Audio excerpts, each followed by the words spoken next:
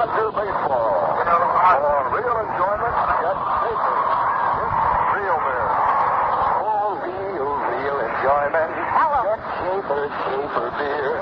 For real enjoyment. Ask for Schaefer.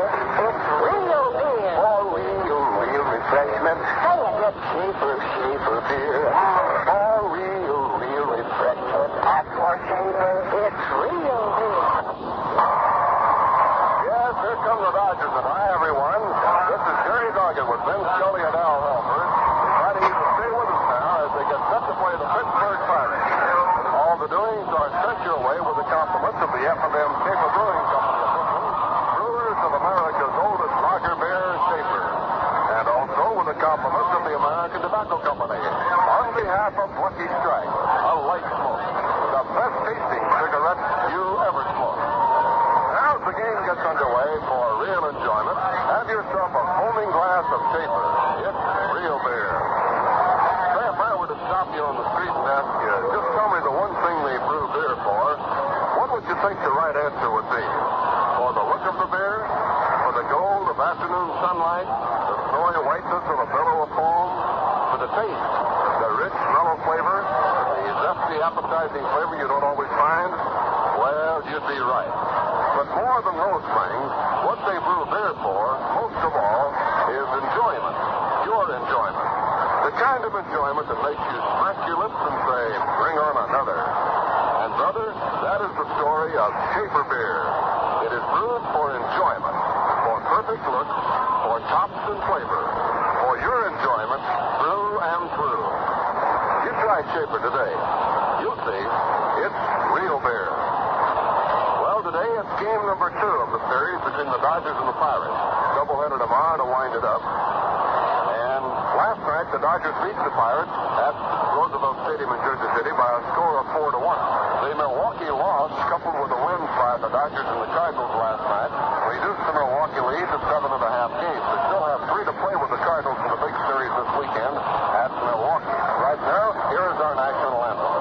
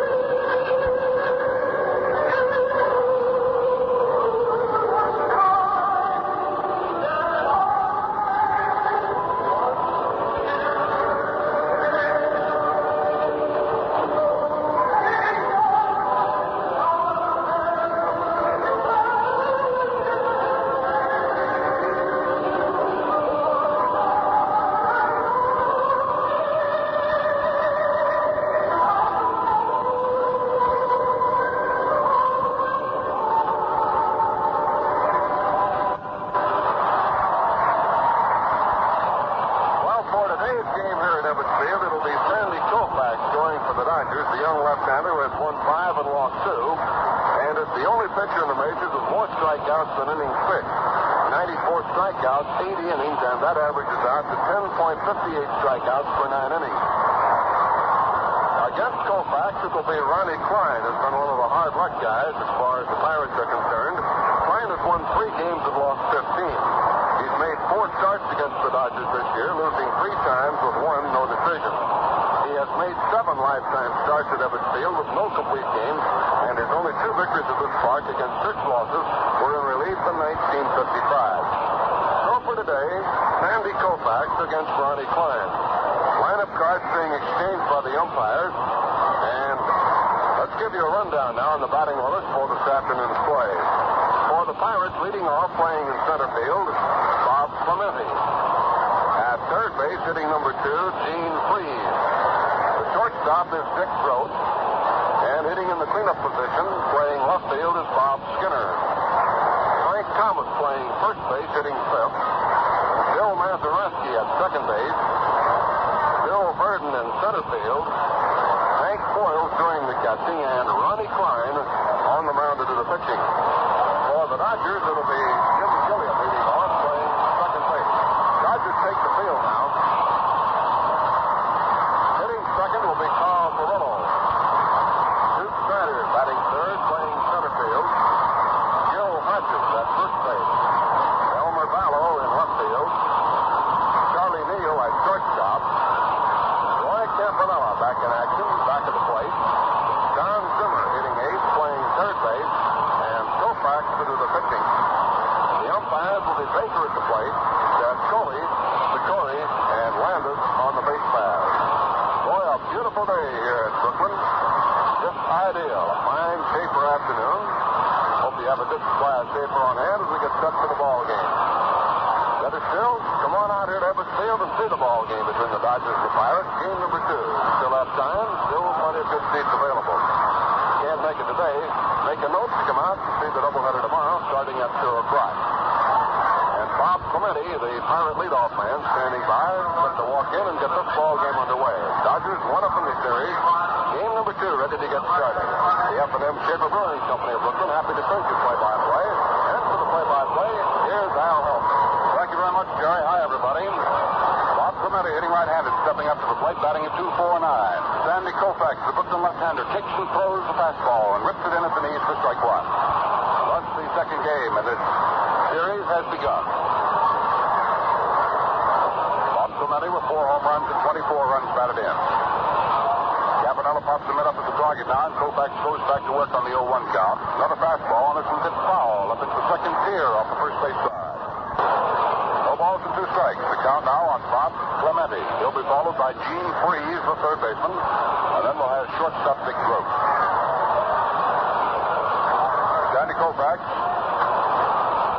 as Jerry has told you, with a record of 5-2, he's 0-1 this year with Pittsburgh. Sandy, quite a strikeout artist. Gets ready to wheel the next pitch in there to Bob Clemente, right-hand hitter. Down comes that pitch, fastball, and it's slugged foul off the first base side. Again, it goes to the second tier. No ball, 2 strike count. As soon as we have any information on the other ball games being played this afternoon, we'll most certainly pass it on to you. Koufax again gets his time from Campanella working the plate today. The 0-2 pitch. Koufax overhand curveball lays him there high, and that's ball 1. 1 ball and 2 strikes.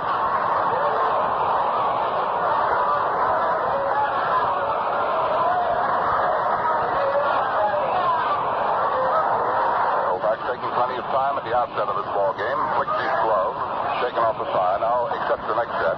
Delivers 1 and 2. That ball is laid in there low. 2 balls, 2 strikes. The count on Clemente. That series could have a great bearing on the outcome of the National League race. With St. Louis and Milwaukee whacking away at each other, the Brooklyn Dodgers have a golden opportunity playing against the last-place Pittsburgh Pirates. The 2-2 delivery by Koufax. The fastball is outside, and the count is 3-2 now to Clemente.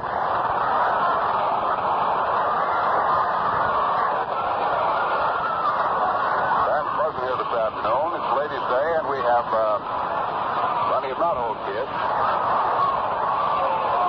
A few little leaguers. Koufax sends it in there, and Clemente takes the pitch. It's high for ball 4. Clemente gets things started for Pittsburgh, drawing a base on ball. Koufax. That'll bring on Gene Freeze, right-hand hitting third baseman.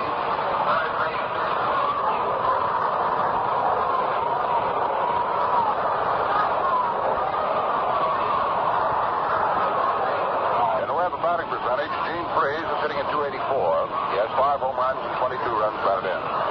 Bob Clemente, who likes to run the bases, is on at first, takes the lead, and Hodges holds the corner. Koufax, the left-hander, eyes him, then throws over there, and Clemente hops in ahead of it.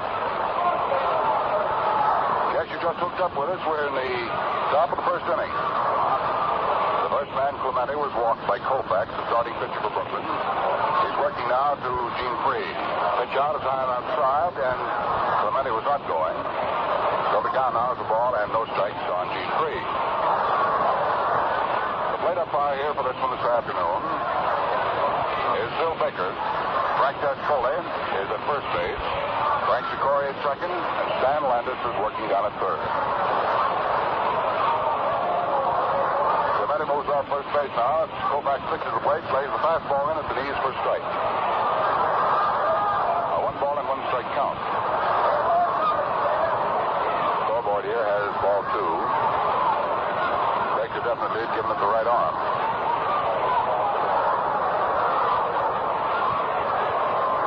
Jerry mentioned a moment ago, this is a real shaper day. It's a dandy.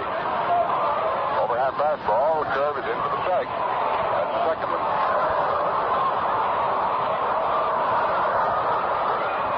Off the scoreboard, comes up ball 3.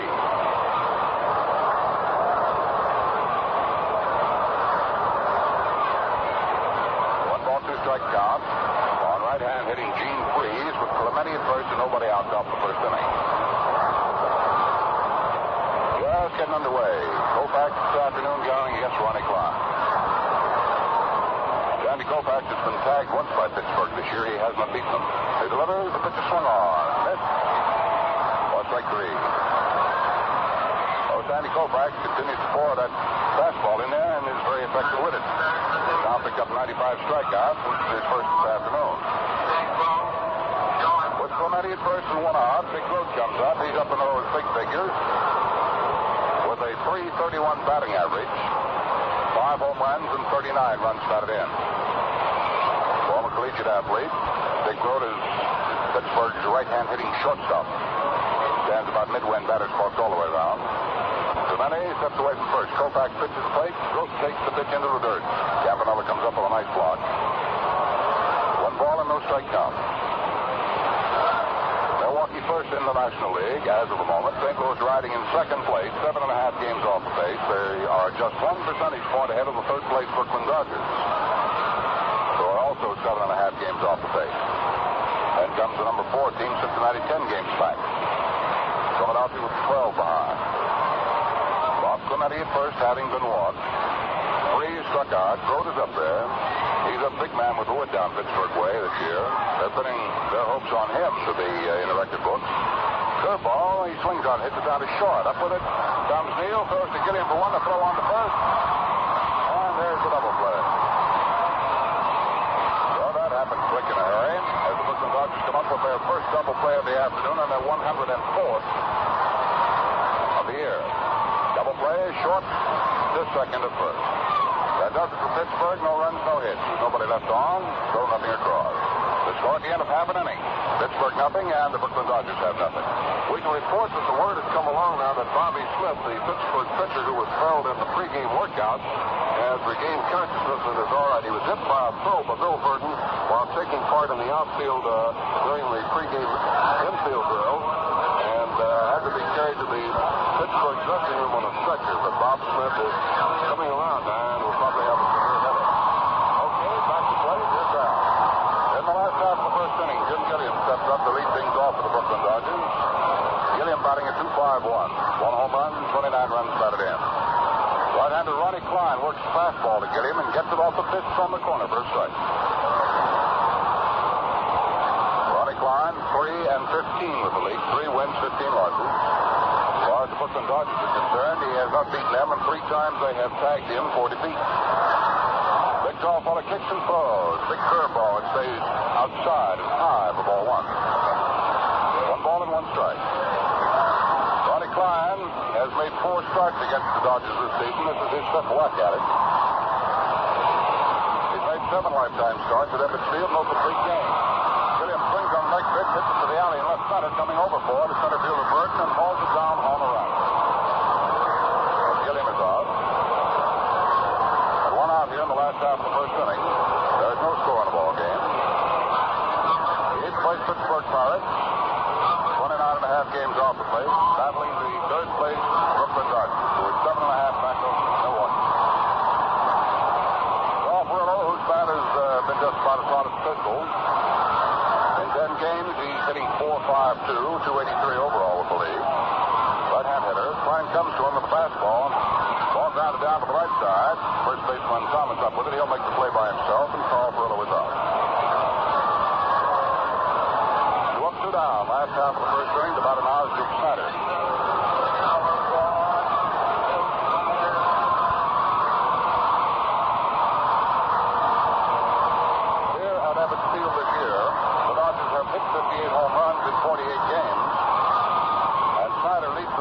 Campanella chimes in second with 9, and Hodges has 8. Snyder leads all time at Ebbets Field. 166. Sonic Brown working Snyder after the fastball. Rifles at the right field. It's going to bang up against the scoreboard out there and run away from Clemente. Snyder is on his way to second. Clemente throws. Snyder takes second, standing up, and ball gets away from the shortstop Gross, and Snyder goes on down towards it.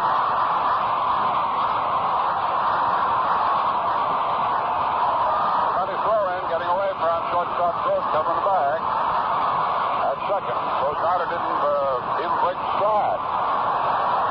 He kept right on going. Clemente's throw was low into the dirt, and Gross tried to scoop it. So it'll be a single to right field, a double to right field for Snyder, and have him moving over onto third base on an error charge to Clemente, the right fielder, on a low throw.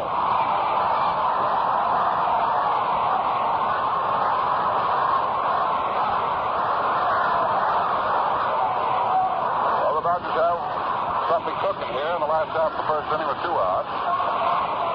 Snyder's on at third, and Gil Hodges up there. Brian pitches a wild one way up above the head of everybody. This side of break comes in to score.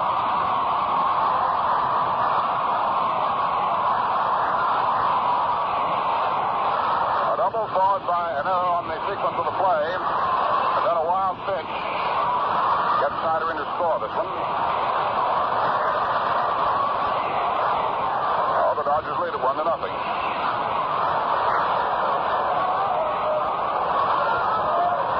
Of course, the plate has the count of ball 1. Ryan uncorked that great big what he expected to be a curveball, slow curve, and it was so high that Hank Boyle, the Pittsburgh catcher, couldn't even leap up to get it. Hodges was scrambled out of the way. He didn't want any part of it either. Gill batting at 3:07. Last half of the first inning, the Dodgers lead at 1-0. So far in the inning, they've had a hit, a double by Snyder to right field. An error on a throw by Clemente, throwing into the third at second base. And then a wild pitch. Fastball is swung on. It's pulled up the third base line. Freeze has it, flips to first base in time, and that's all for Hodges. Going away, rather a gift run here in the first inning, but the Dodgers will accept it. 1 run on 1 hit. There was an error, and nobody left on. So at the end of 1 inning of play, Brooklyn 1 and the visiting Pittsburgh Pirates have nothing. Now, before we go to the top of the second, let's get over to Jerry. He's got a word for us. Say, I don't know about you, but my idea of the height of convenience is to save myself steps, especially when there are guests in the house and I want to spend the time seeing them, not running back and forth to the kitchen. That, in a nutshell, is why the Schaefer party-size full quart bottle is ideal. Boy, you get yourself a supply of Schaefer quarts when you got company coming in, and you're all set. Because when you open up a Schaefer full quart bottle, you can pour out 4 good full glasses of real enjoyment. And enjoy it they will, if they go for taste that's as bright and fresh as a friendly greeting. You serve your guests Schaefer beer, some convenient party-size full quart bottle. You'll appreciate the ease. You'll all appreciate the taste. It's real beer. Well, we move along now to the top of the second inning of the ball game with Bob Skinner, Frank Thomas, and Bill Mazeroski coming on to face Sandy Koufax. So right back to play. Here's Al. Bob Skinner hits number 4 on the Pittsburgh order. He's a big, tall left-hand hitter. Well over 6 feet. This left fielder is batting at .313. He has 8 home runs and 28 runs batted in. So the F&M Schaefer Brewing Company, we move into the top half of the second with the Brooklyn Dodgers leading 1-0. In case you didn't get the action in the last half of the first inning, the scoring action, we'll give it to you in a moment. Sandy Koufax ready to go to work here on Bob Skinner. He delivers the fastball, and Bob Astor cuffs it back foul for strike 1. After Gilliam and Perillo had been put out, Bill Snyder rifled a shot off the scoreboard in right field, and then Clemente's low throw trying to get Snyder at second base got through Gross for an error charged to Clemente. Curveball swung on by Skinner. A high pop-up back on the grass at short left. Charlie Neal with the sunglasses clipped is back there to grab it. There's the first out. One away in the top of the second, and the batter coming on is Thomas. right-hand hitting first baseman. Frank played all over the place for Pittsburgh. He's been their left fielder. Played all over the outfield. Played third. Now he's holding down first base. Kopech comes down to him with a fastball, and that's low and outside. 1 ball, no strike.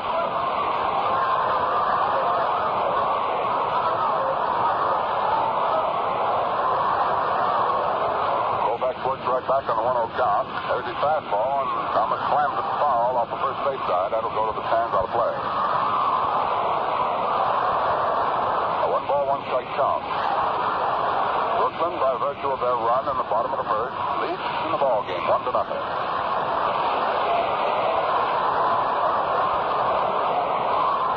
Kopech trying a new ball around the palms of his hand. Flips his glove. Now he's ready. Thomas moves that bat back and forth menacingly. Big fella can hit it if he gets a hold of it. Kopech delivers him a left fastball, and that's ran down the fair. Zimmer scoops it out of the dirt, makes his play to first, and that's all for Thomas. 2 up, 2 down here in the top of the second inning. And about an hour coming up will be second baseman, right-hand hitting Bill Mazeroski.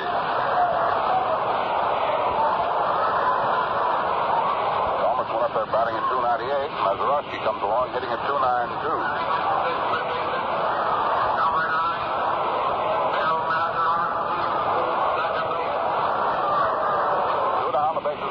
Top of the second. Brooklyn leads at 1-0 with Pittsburgh at bat. Kopech's working on the hill this afternoon for the Dodgers. Delivers to Mazeroski. Cuts to the curve and doesn't get it.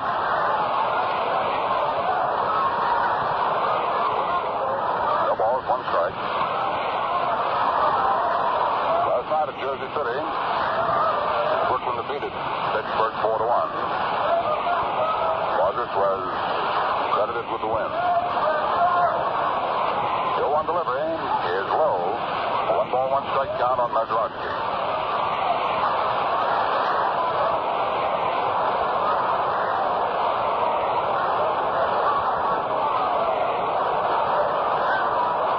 Kopech's taking plenty of time working out that bright brilliant sunshine this afternoon. Young fellow trying to pace himself.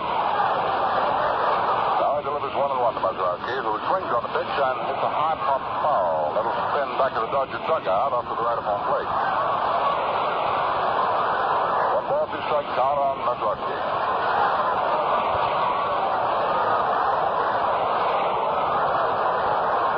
Tomorrow for the big doubleheader, figured that Bob Friend and Whammy Douglas will be the Pittsburgh pitchers. Serve is in for the strike, and that's the third, and it's called. Now that's the second strikeout for Sandy Kopech this afternoon.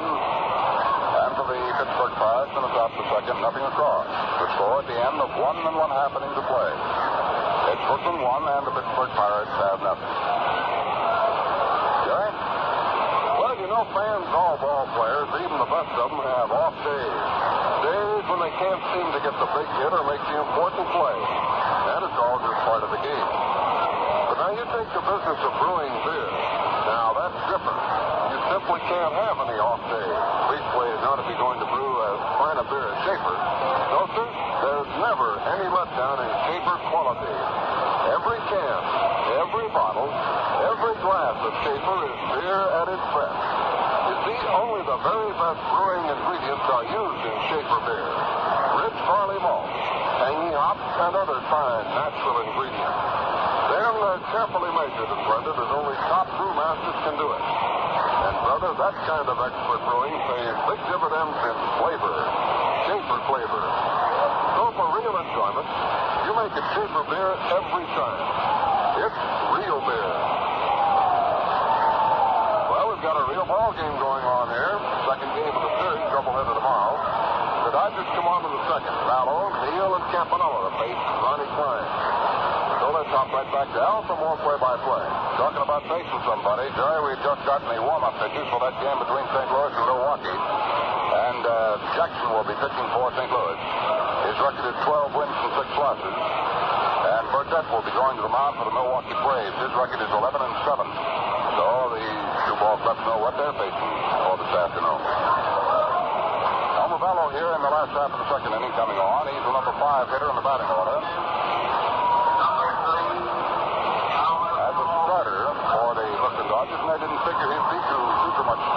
year. He was picked up as a pinch hitter deluxe at the beginning of the year. But as a starter in 23 ball games, Elmer Vallow, left-hand hitter, is batting at 3.46. Leans back from the Klein fastball. That's ball one. Too high. Elmer Vallow with the league is batting at 3.17 as he stands in right now. 3 home runs and 20 runs batted in. His last homer was at the Polo Grounds a few days back. Klein kicks on, throws the fastball, and Elmer Vallow spins away from it. The ball hits the bat and caroms off. 3 for a strike. 1 ball and 1 strike.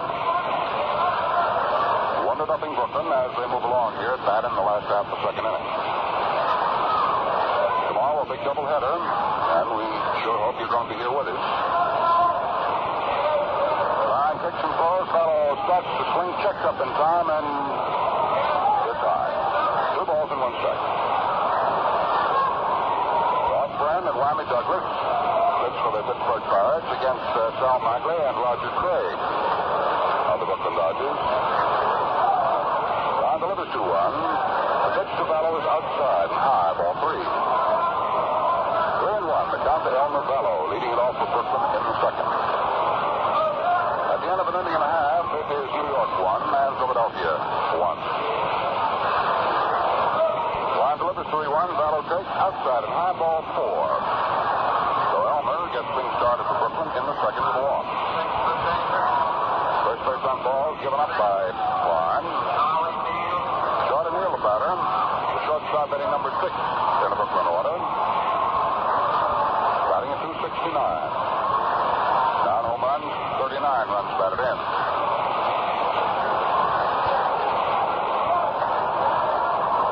Vallow stepping away from first base with Thomas holding the corner on him. Klein checks up with the runners, delivers the plate. Overhand fastball, and the foul tips into the dirt. Pittsburgh's infield, Thomas at first. Bill Mazeroski at second. At shortstop, Dick Gross, and at third is Gene Free. The outfield is Skinner in left. Bergman center. Bob Clemente in right. Pittsburgh battery, Ronnie Klein the pitcher. Hank Boyles the catcher. A throw to first as Vallow hurrying back. The 0-1 delivery on Charlie Neal. Neal swings on it, taps his swing. So they left the pitcher's mound. Klein off, grabs, throws the first in time to get Neal, and Elmer Vallow moves down to second. So before we have Roy Campanella, let's pause for station identification. This is the Brooklyn Dodgers Radio Network.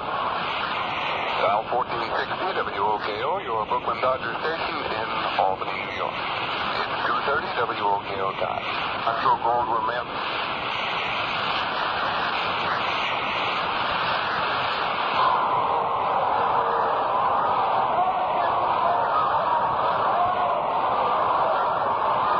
Roy Campanella kicking dirt and batter's box, getting himself set and dug in.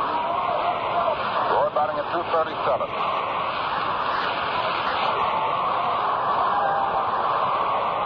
Elmer Vallow at second. 1-0 Brooklyn. Klein delivers. Campanella swings. Gets a hold of it. There's a long drive deep to the left center field. It's way out into the bleachers for a home run for Roy Campanella.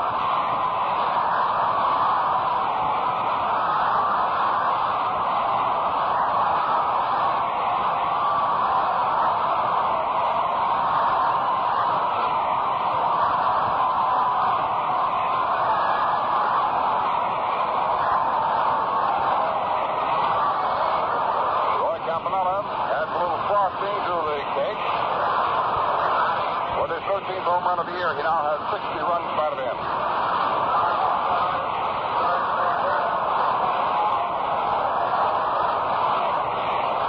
Don Zimmer coming up. Right hand hitting third baseman. Klein delivers him a soft curve, and it punched up the right field side. At first base, Thomas picked it up, steps on first base, and that's it for Zimmer. Actually, Don was trying to check his swing. Well, the 2 outs here in the second inning. That'll bring on Sandy Koufax. Chad is looking for his first base hit.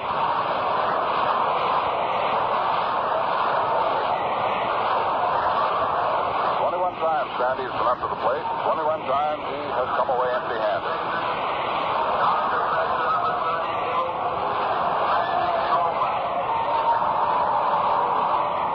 Sandy Koufax will bat right-handed. We've seen him go from either side of the plate. King, a right-hander, up and throwing down the Pittsburgh bullpen along with little Elroy Space, another right-hander. Line delivers a curve, and the pitch is high. 1 ball and no strike. Line will fire that knuckler at you every once in a while. It's offered to Koufax. Throws fastball and misses low outside. Ball 2. 2 down, the bases empty thanks to Campy's 2-run home run here in the second inning. And the Brooklyn Dodgers lead it now 3-0. Line works the plate. Koufax just straightens up and takes the pitch in there for the first strike.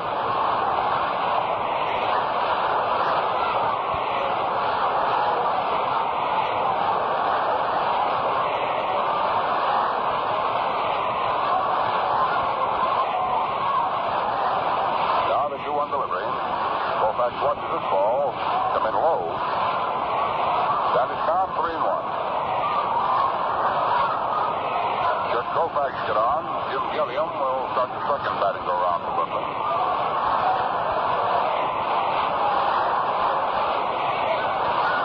Don Ready serves up on the 3-1 delivery and lays it in for strike 2. Full count now to Koufax. 3 balls and 2 strikes.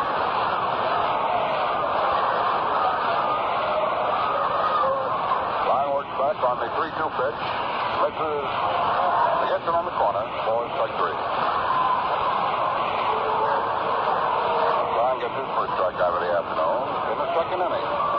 For Brooklyn, they picked up 2 more runs on Campanella's 2-run home run, his 13th of the year. That was the 1 hit in the inning. There were no errors, and nobody left on. So the score at the end of 2 full innings of play. It is Brooklyn 3, and the Dixie Pittsburgh Pirates have nothing. What you got to talk about now, Jerry? Well, I want to talk about the games coming up, and we've got a real schedule. We'll get some good ones. Will it? After tomorrow's Sunday doubleheader with the Pirates, the Dodgers fly to Montreal, where they'll be taking on the International League All-Stars, including several future Dodgers. That's Monday night. And then it's back home for a long stand against the Western clubs in our own league. Cincinnati, a twilight night doubleheader Tuesday, and a day game Wednesday. Milwaukee's pace-setting Braves Thursday night, Friday night, and for the Dodgers, Argus Camera Day next Saturday afternoon. The St. Louis Cardinals in a single game next week, and a big week at Everett Field starting Tuesday night. Say, how often will you be out here rooting for your Dodgers? Come out as often as you can and see as many ball games. Boy, there ought to be a fine bunch of them coming up. Tuesday night, big doubleheader with the Red Legs. Of course, tomorrow, the big doubleheader with the Pirates. So lots of baseball activity right here at Everett Field.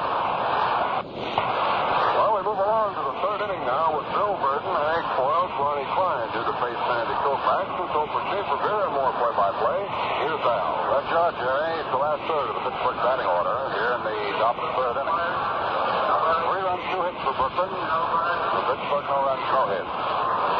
Sandy Koufax about ready to spin the first pitch into this left-hand hitting center fielder. Burton batting at 2.59. Down right that pitch. It's the Koufax fastball, and it's high inside for ball 1. Nelson King and Elroy Space, a pair of right-handers, continue to work down the Pittsburgh 10. Leads us to believe that if everybody gets on, Klein will not make an appearance. Koufax works. His front fire is outside. 2 balls and no strikes. Koufax with a new ball. All set and ready to work. Gordon waves that shillelagh around. Standing into the plate with his 2-0 curveball, and it's high off the chin. 3 balls and no strikes.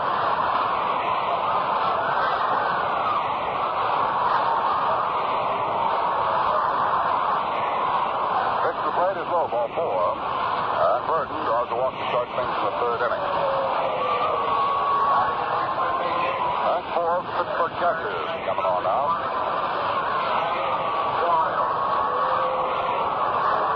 Big, solidly put together, right-hand hitter. Batting at 268. 6 home runs and 30 runs batted in. Burton leads off at first, nobody out. Koufax comes into the plate to Foils. Swung on, hit down to Nino short. He goes over to Gilliam at second to one, and throw on the first, hits double play. So both times Koufax has been in trouble.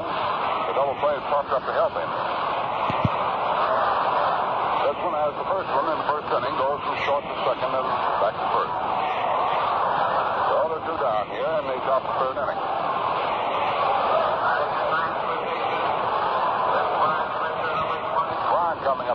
bat for Expel.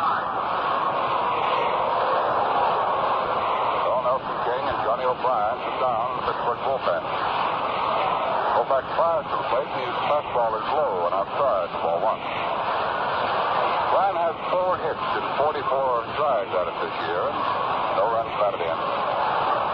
Batting at 091. Pitch is laid in there low. 2 balls, no strikes.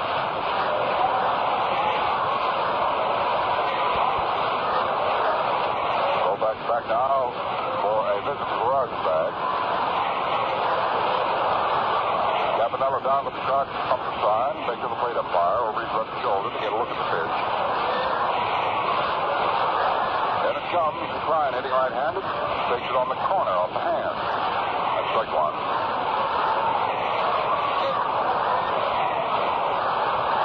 F&M Schaefer Brewing Company, delighted to be sending it to you from Ebbets Field.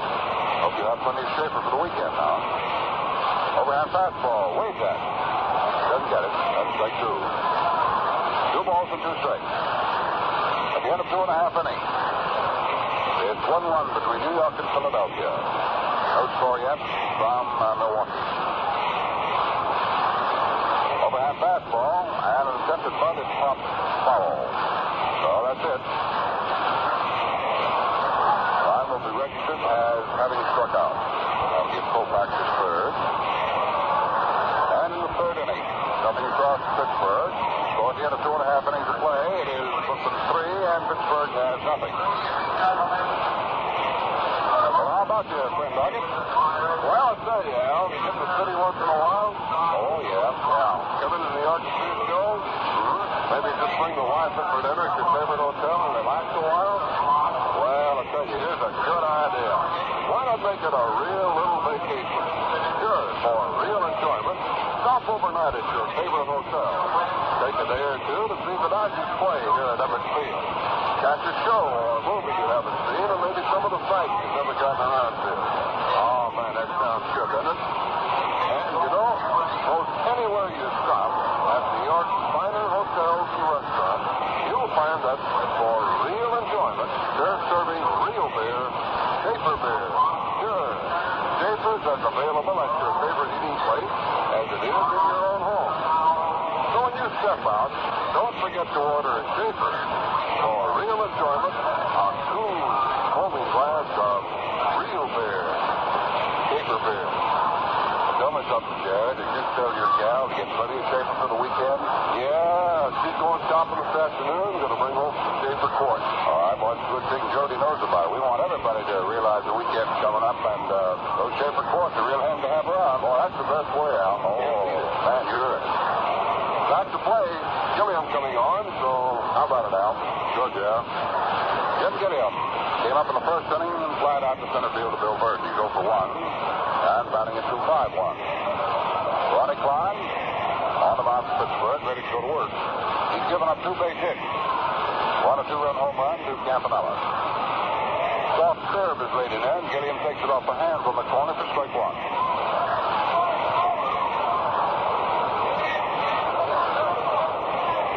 Strike count. Carl Furillo, one of our Schaefer Award winners, on deck to go next. Curveball laid in there to Gilliam. He backs off and takes it low for ball 2. 2 balls and no strikes.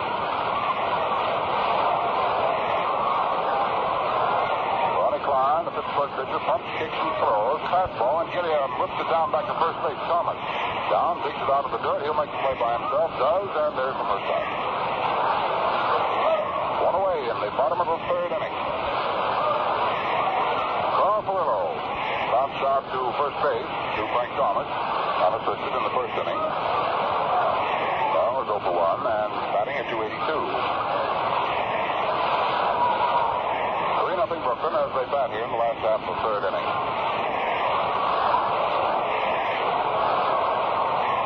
Tomorrow there'll be a pair played between these clubs. Delivers. Furillo swings with the high foul ball, which is going to be popped right back over the dugout. And it goes out of play. No balls, 1 strike on Carl Furillo. To be followed by Duke Snyder.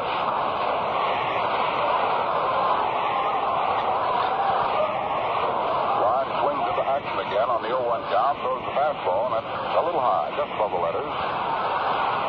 1 ball and 1 strike to Perillo. 1 out, the bases clean, bottom of the third.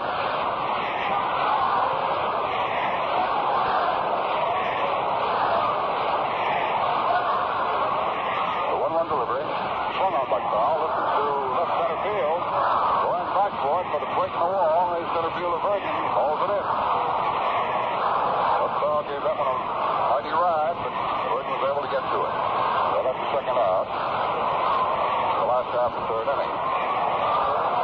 Batter coming up now will be Duke Snider. Duke got the Dodgers off on the right foot here this afternoon when he ripped the double off the wall and right to get that on running into second base as Clemente drew low and passed the covering shortstop Dick Gross for an error. Snider got to third base. Pitch to him is over the shortstop for ball 1. Then a wild pitch on the following batter, Hodges.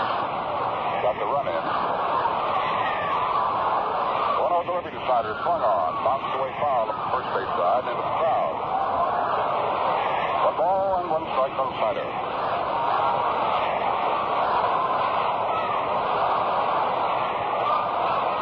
Billy Herman coaching down at third.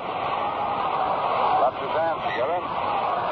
Yells words of encouragement to Duke. Line pitches the sailor outside and high.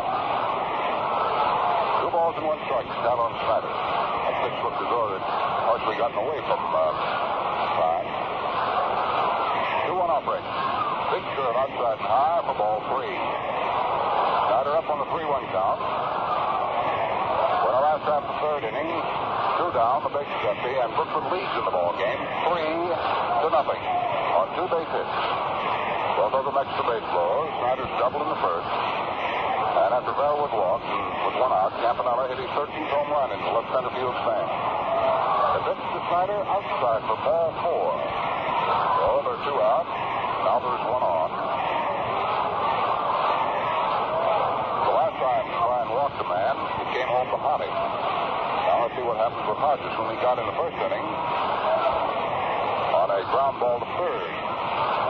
To Gene Freed, got retired to Dodgers in the first inning. 3-0, David Brooklyn. 2 down, Snider at first. Line back to work now. It's checked up for Snider at first. Delivered to Clayton Hodges. Looks at a curve. It's on the corner knee high for strike 1.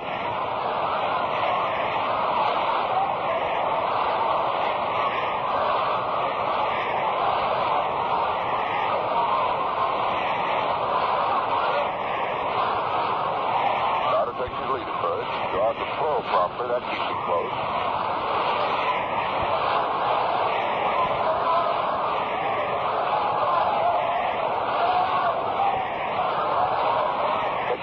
Curveball and has Hodges spinning back out of there. 1 ball and 1 strike. Michael Craig tomorrow against Bob Friend and Whammy Douglas. King and O'Brien back up and throwing again now on the Pittsburgh 10 down the left field line. O'Brien curves the plate and gets it in there for Snider. Or gets it in there to Hodges for the strike. Snider at first, taking his lead, a cautious lead. 1 ball, 2 strikes count on first baseman Hodges. Gallo to follow should Hodges get on. Down comes the pitch. Hodges takes. Laid in there for strike 3.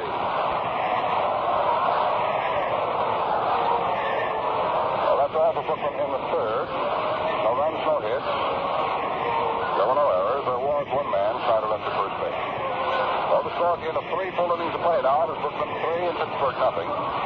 But the other ball clubs are starting to score. Let's go over to Jerry and see what he has on that chamber scoreboard for us. All right, Al. Giants and Phillies at Philadelphia 1-1 at the end of 4 1/2 innings to play. Gomez started. Montan came on in the third. Stanford going all the way up to this point for Philadelphia. Ball game tied 1-1. St. Louis and Milwaukee. It's Jackson against Burdett. And no report yet. The ball game now underway about 15-20 minutes. Jackson 12-6 and Burdett 11-7. Cincinnati playing at Chicago. Jeffcoat against Tillman. And for Cincinnati, Robinson a home run in the first inning with none on, so the Red Legs lead by at least 1-0, but the inning is not completed. In the American League, Baltimore and the Yankees no score at the end of 2 1/2. Moore replaced by Odell in the first inning, and Chance for the Yankees. Chicago, Detroit. The White Sox have scored 4 times in the first inning on a home run by Vinny Minoso with the bases full. That inning is not completed yet, but Chicago leads by at least 4-0. Harrington for Chicago. Bird whammied in the first inning, and Slater now pitching. Boston and Washington. Chicago. Bird whammied in the first inning, and Slater now pitching. Boston and Washington. Washington scored 5 in the first inning and leads Boston 5-0 at the end of 1 1/2. Cornelius and Porterfield against Kemmerer tonight. It'll be Cleveland at Kansas City, Wynn against Garver. Well, that's everything off the Schaefer scoreboard, so right back to the action. All right, Jim. Right now, it's Clemente against Koufax and vice versa as we start the 4th inning. Clemente walked in the first. He's up 3-2 at bat. Leadoff man swings on the first pitch, and it's a foul. Back to 3, strike 1. Ron Clemente, the number 1 hitter in the Pittsburgh batting order, is followed by Gene Freeze and then by Bruce. Sandy Koufax has been in quite a ball game so far in the 3 innings he's faced Pittsburgh. Comes back to the plate with a soft curve, and Clemente pounds it out to right field. Carl Furlow backing up near the board, hauls it down, and there's the first out.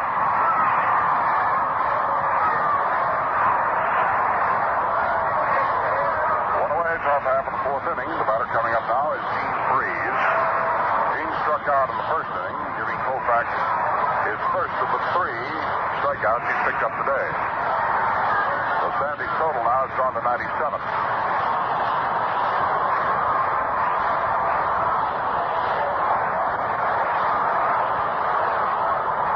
Drysdale, however, has 103 strikeouts, and he's pitched a great deal more than Koufax. Fastball laid in there, and it's over for the strike.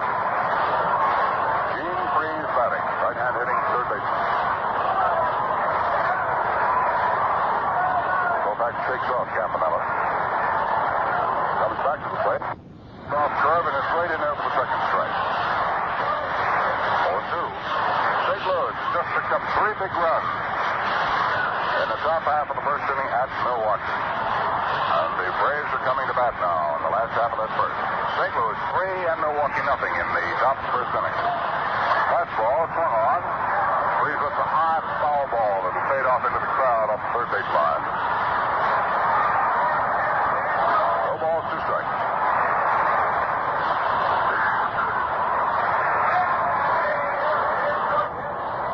Koufax ready with a new apple. Dug in at the plate. 1 out here in the top of the 4th. The base is empty. And Brooklyn leads 3-0. Pittsburgh at bat.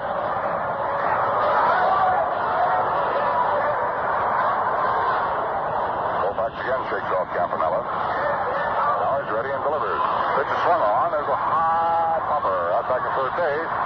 Going back for it in fair ground is third baseman Zimmer and hauls it in.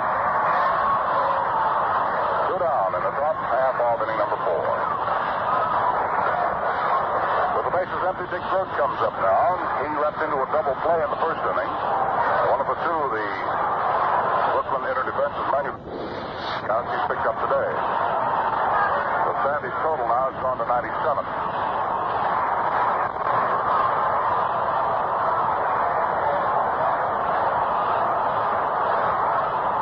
Drysdale, however, has 103 strikeouts, and he's pitched a great deal more than Koufax. Fastball laid in there, and it's over for the strike. Gene Freeze batting. Right-hand hitting third baseman. Koufax shakes off Campanella. Comes back to the plate with a soft curve, and it's laid in there for the second strike. 0-2. St. Louis has just picked up 3 big runs in the top half of the first inning at Milwaukee. And the Braves are coming to bat now in the last half of that first. St. Louis 3 and Milwaukee nothing in the top of the first inning. Fastball swung on. Freeze with a high foul ball that will fade off into the crowd off the third base line. No balls, 2 strikes.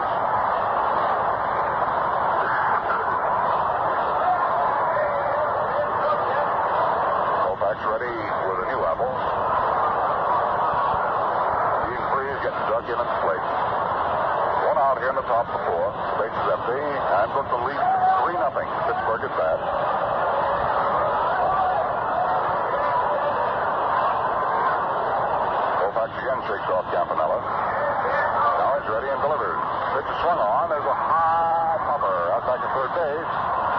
back for it in fair ground. His third baseman Zimmerman hauls it in. 2 down in the top half of inning number 4. With the bases empty, Dick Gross comes up now. He left into a double play in the first inning. One of the two, the Brooklyn inner defense is manufactured today, and both of them have gone from short to second to first. Gross batting at .330. Right-hand hitter. Koufax ready to work it. Campanella ready behind the plate. Koufax delivers the fastball. It's outside. 1 ball and no strikes. The information comes in that Milwaukee did not score in the last half of the first inning. 3-0. St. Louis over Milwaukee in 1 inning. The pitch to Grote is over, and the count is 1 ball and 1 strike now. 2 out, nobody on, top of the 4th. Pittsburgh is back, Grote up at the plate. Koufax 1-1 to the plate, fastball, and Grote takes it low. Ball 2.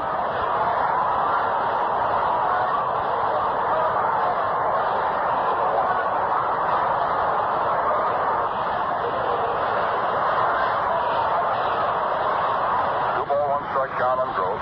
Repeating at the end of the first inning, St. Louis leads Milwaukee 3-0. Fastball swung on and hit deep into left center field. It is up against the wall. Fallows chases. On his way to second goes Grote. It's a send-up 2-bagger for him, and that's the first hit off Koufax. Goes 3 2/3 without giving up a base hit. Then Grote doubles the wall in left center. Are trying to rattle back here in the 4th. The batter will be Bob Skinner, big tall left-hand hitting left fielder. Boy, he did tag that apple down at 4th Field in Pittsburgh on the recent visit in there. It was off it from her that Duke Snyder made his tremendous catch in deep right center field, climbing the corrugated gate. Bob Skinner from the shortstop in the second inning. He's 0 for 1. Koufax throws the overhand fastball, and there's one at close. Well-hit ball deep to center field. Snyder's going back. There's no use. That ball is into the center field stand for a 2-run home run from Bob Skinner. He can hit him. Hit that one into straightaway center field. Oh, the Brooklyn lead now dwindles. Bob Skinner has just hit his 9th home run. He has 30 runs batted in.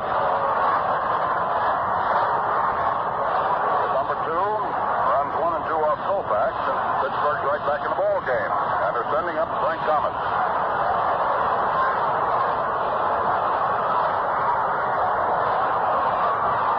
Down comes the pitch to the plate. Thomas rifles one through the home at shortstop and into left field for a base hit.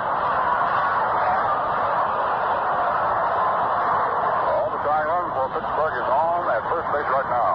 Coming up is Bill Mazeroski. 3 hits for Pittsburgh. 3 runs, 2 hits for Brooklyn. Then Levine comes off the Brooklyn bench and starts on a trot down to the Brooklyn bullpen.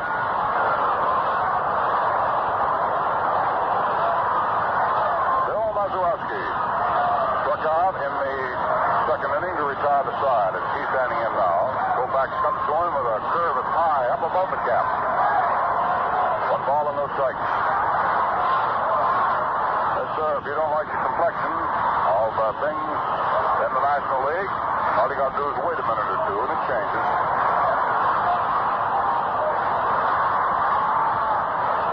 Go back to the top of the stretch, check of the runner at first, throws over there. Thomas moves right back in.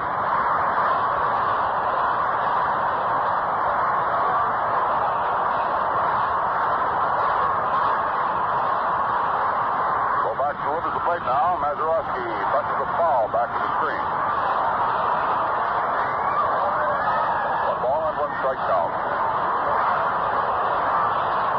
From Levine flooring down in the Brooklyn bullpen now. The end of an inning, St. Louis 3 and Milwaukee has nothing. At the end of 3, Philadelphia 3 and the Giants 1. At the end of 2, Yankees and Baltimore scoreless. keep ducking scores in all afternoon. The Yankees have just come up with 3 in the last half of the third inning. So they're leading Baltimore now 3-0. Koufax threw to the curve. The pitch is swung on. Hit down to short. Neal digs it out of the dirt. Goes the short way to Gilliam to force out Thomas in second to retire the side. So it's 6-4 on the force out. Pittsburgh has a riffle here in the fourth inning. They pick up a pair of runs to get back in the ball game. On a double, followed by a home run, and then a single hit by Thomas leaves a man on. 2 runs, 3 hits. Oh, no errors, and a man left. So at the end of 3 1/2 innings of play, it's the Brooklyn Dodgers 3 and the Pittsburgh Pirates have 2. The fourth inning, Vallo, Neal, and Campanella coming on to face Ronnie Klein. So right back to the action. Here's Al. Elmer Vallo walked when he came up his first time. So now this is his first official visit to the plate. Elmer batting at .317. He'll be followed by Neal and then by Campanella. Klein and Pittsburgh right back in the ball game. Brooklyn 3 and Pittsburgh 2. Klein delivers. Vallo swings on it. It's a high towering fly ball down along the right field line. Bob Clemente loafing up under it and grabs it. Well, up 1 pitch, 1 man out. Charlie Neal dropped his swing back in the second inning and rolled the ball to the left of pitcher's mound. Klein came down the field to throw him out, so he's 0 for 1. Hitting at .268.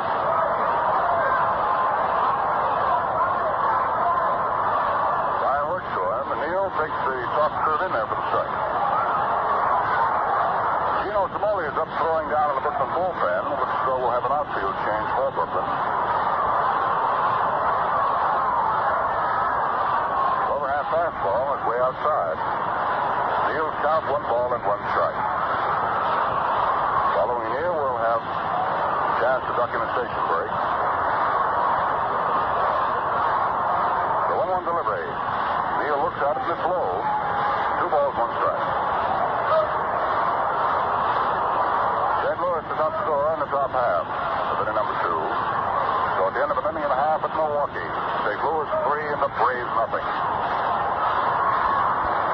Klein delivers here to Charlie Neal, and his curve snaps off outside for ball 3.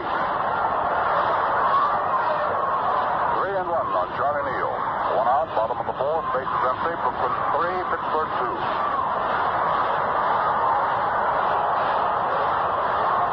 Now the 3-1 delivery. Overhand fastball, low ball 4. Charlie Neal is on with 1 out, and we'll pause here for station identification. This is the Brooklyn Dodgers Radio Network. Dial 1460 WOKO, your Brooklyn Dodgers station in Albany, New York.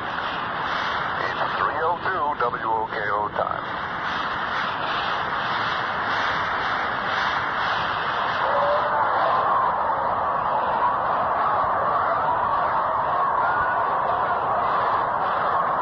When Roy Campanella stepped up to the plate in the second inning with Almeida for it, he promptly hit 1 deep into the left center field stand for a home run.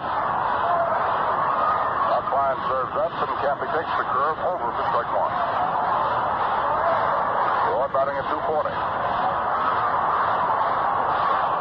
Isn't it funny to see 2 catchers as great as Campanella and Berra have been over the last 2 years, both having a tough time with the wood? There's a throw to first. Charlie Neal gets back. Berra has been having trouble buying base hits, and Roy has been moaning a little low about his base hits, too. And let's throw first. Neal is back. Now the 0-1 pitch. Curveball is hit down to Groden. Bounces off his glove. Out in the center field. Burton backing him up. Takes the ball up, fires in the second. Neal keeps galloping, moves on to third base. And that'll go as a base hit. Ball took an erotic bounce. Grote flipped his glove up at the last moment, trying to grab it, and he just hit the tip end of his glove, squirted away from him. Well, Campy will be given a base hit on that one.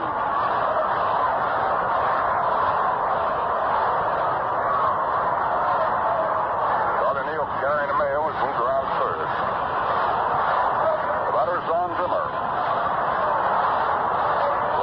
first baseman unassisted. Second inning, he's 0 for 1. Line fastball is cracked in there for the strike. Zimmer batting at 225. The Dodgers in the fourth with one out have runners at first and third. They're leading Pittsburgh 3-2. And King and Johnny O'Brien get up and start to throw again in bullpen for Pittsburgh. Klein fires another strike to the plate. Zimmer's count now is 0-2.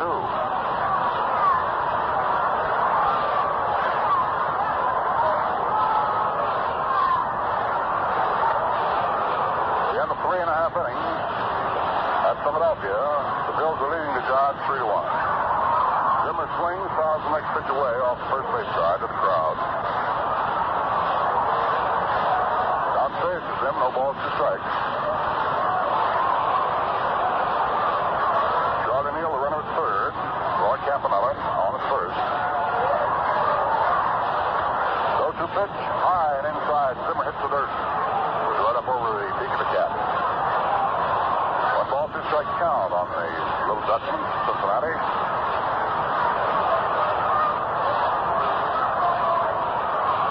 Line takes a sign out from Hank Foyles. Looks at Charlie Neal at third. Then delivers the plate. Big curveball. Zimmer swings. Doesn't get it. Strike 3.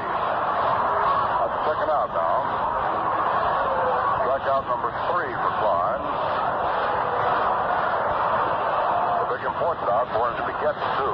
Danny Murtaugh calls for time and pops off the Pirate bench. He goes on a trot out to the mound to talk to Klein. Sandy Koufax will be the Brooklyn batter. Charlie Neal very free to foot on the third. Roy Campanella is the Brooklyn base runner at first.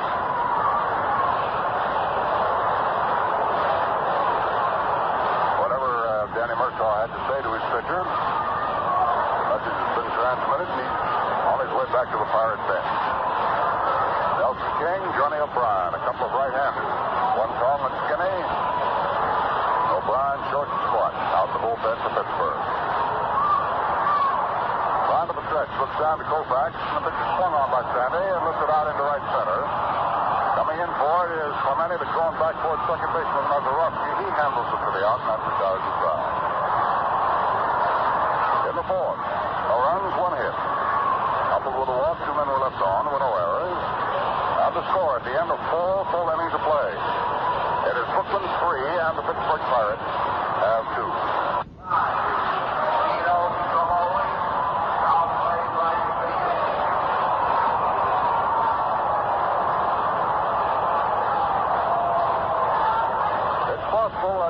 Crawford could be having a little trouble.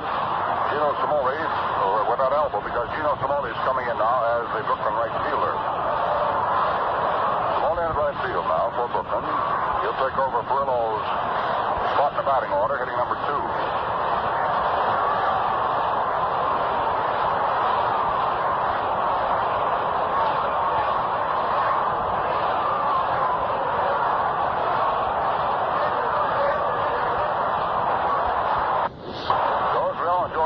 Now we'll move into the top half. Inning number 5 with Bill Burton standing in Pittsburgh.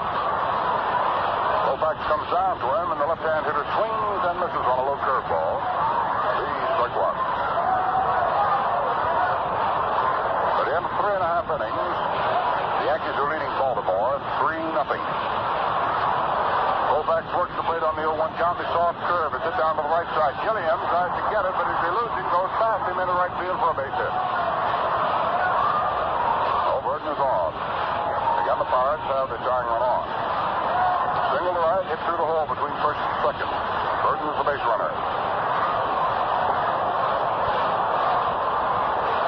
Coming up is Hank Foyles, who also can hit that ball a country mile for you. If you pitch it in the slot, he likes it. He's batting at 267.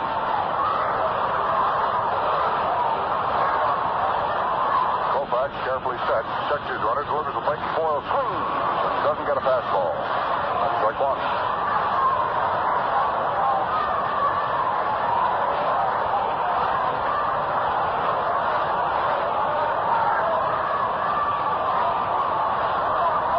Koufax nods now to Campanella's sign, looks at Burton and pitches the plate, Foyles reaching for an outside curveball, punches it off to the right foul. That goes into the crowd.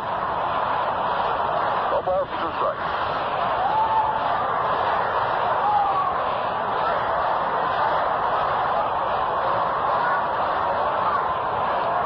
Koufax busy wrapping up a new apple. Gordon representing the tying run for Pittsburgh, standing close to the left at first base. Hodges holds the corner on him. 1 on, nobody out. Top of the fifth, 3-2 Brooklyn. Koufax curve is slammed out into right center field. That's going to be in for a base hit, maybe for extra bases. Bill Burden has made the turn. He's on his way to third. The ball goes to the corner and the break in the wall, and Burden comes running to score, and Hank Foils, the big guy, has tripled. Oh, that makes a new ball game out of it. Foils the triple to the deepest success of right center field. Give him a run batted in. That's hit number 5, run number 3 off Koufax. Now it's all tied up 3-3.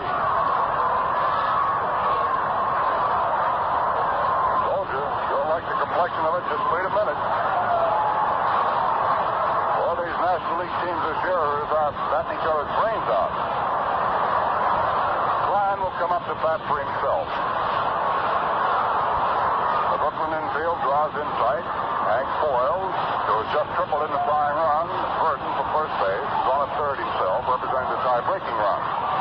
Koufax ready, delivers. The pitch is swung on and pasted foul off to the right of the plate, up on top of the roof. Another strike one on Ronnie Klein. Then Levine up in a big hurry, throwing down in the Brooklyn bullpen. All tied at 3-3. Koufax checks his runner at third, delivers the plate, and Klein takes it outside and high. 1 ball and 1 strike.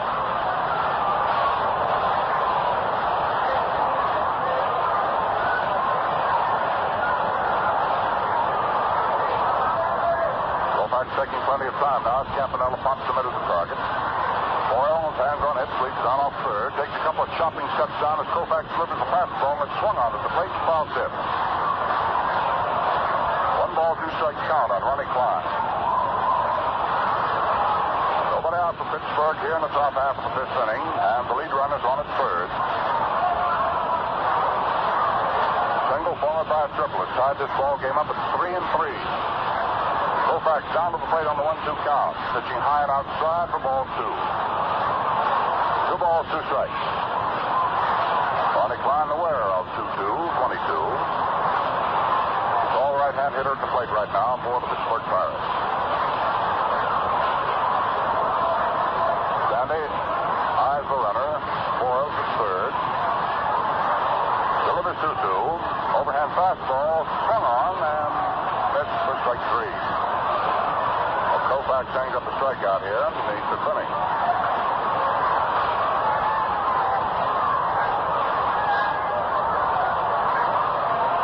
Johnny now has a total of 4 for his work this afternoon. Bob Clemente, right-hand hitting right fielder, starting the 3rd batting go round for Pittsburgh. He walked in the 1st, flied to right in the 4th inning. So he's 0 for 1, hitting at 248. Breaking run at third can still be gotten in on the sacrifice fly ball. And the Brooklyn infield still plays up ahead of the base pass. Koufax delivers. Clemente swings and doesn't get one. It's right off the pitch. No balls and 1 strike.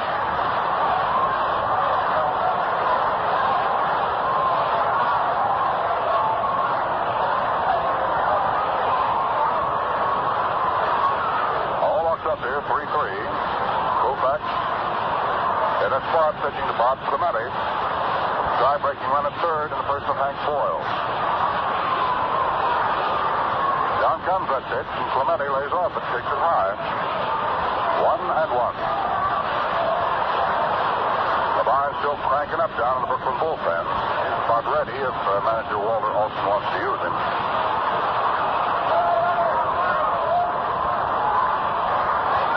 Clemente, all poised, waiting in place. Koufax lets him cool out a bit as he canters over third base at Foils. Then delivers 1-1. The fastball is hit through the hole. A shortstop into left field. Foils comes in a trot to score the run to break the tie. Clemente is on. Ball ran through the hole at short and into left. That is the 6th hit and the 4th run given up by Koufax. Pittsburgh leads it now 4-3. With 1 out here in the 5th inning, Clemente is on at first base, and the batter coming up. Gene Freeze, who was struck out and popped up to third base to Don Zimmer. Freeze coming back to get a new bat.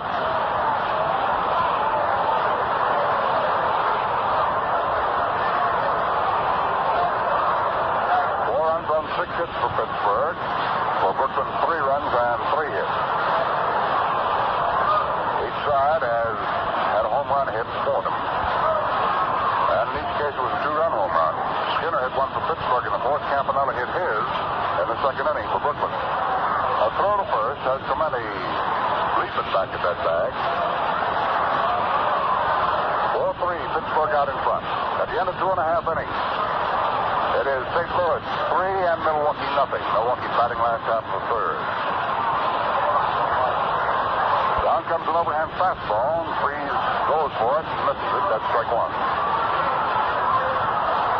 Freeze will be followed by Grote. These second division ball clubs have really been raising havoc with those clubs that have been fighting it out in the first division. Clubs, the Pirates have come to life. It's a swung on. There's a high fly ball hung along the left field line. Coming over Zelmer Vallo is near the stand. He cannot get it. It's back about 4 rows. Long loud strike to Gene Freeze. Count is 0-2.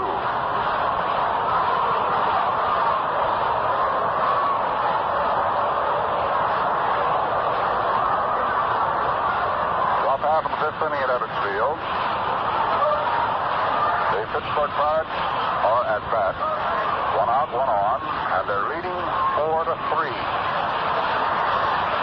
Koufax with a hunch of the shoulders is ready now as he straddles the rubber. Looks over at Clemente at first. Now down to Freeze. Pitch to him. Pitch swung on and line foul down the left field side into the second tier.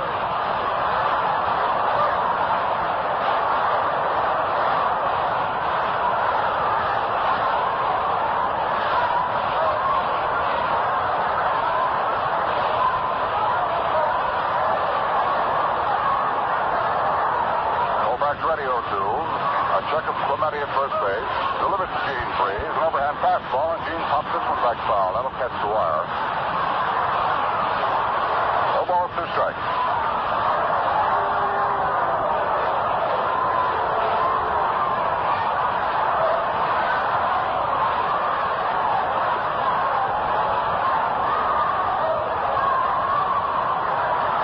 Koufax trying to bear down here, get out of this as cheaply as possible. Coughed up for leading the ball game here in the top half of the fifth inning, giving up 2 runs. He delivers the plate, and Freeze takes the curve in there for strike 3. Well, that's the second out. Koufax picked up number 5. While we're waiting for Dick Grote to come up there, I'd like to pass a message on to you from the American Tobacco Company. For the big things in your life, be ready with United States Savings Bonds. Save the effective way. Save the automatic way. Save through payroll savings where you work or regularly at the bank.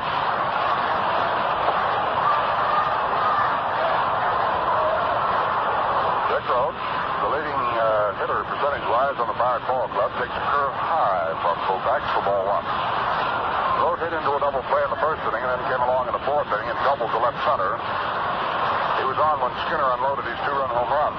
There were 2 outs at the time. Bob Clemente, who has hit in the go-ahead run for Pittsburgh, is still the Pirate runner at first base.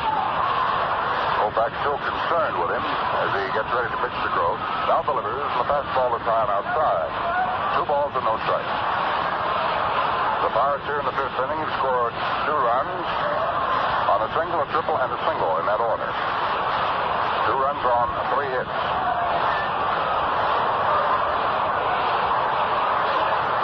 Koufax checking up with Clemente. First base is Hodges holds it there.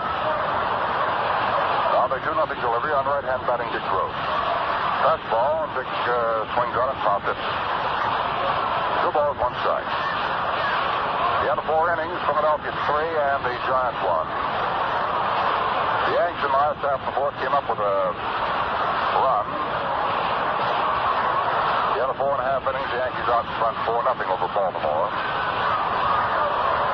The end of 3-4, it's St. Louis 3 and Milwaukee nothing. Cincinnati and Chicago tied at the end of 2-1-1. Koufax delivers. The pitch is swung on and hit away foul. Spins back of the net.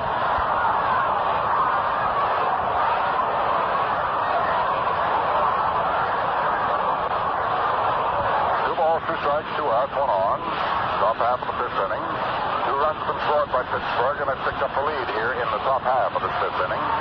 Score 4-3. Koufax, all set now to pitch to Dick Gross. Comes down to him, the throat curve, and Gross after it. Hits a high foul ball. This will spin away from Hodges as he runs to the stand. So go in second tier.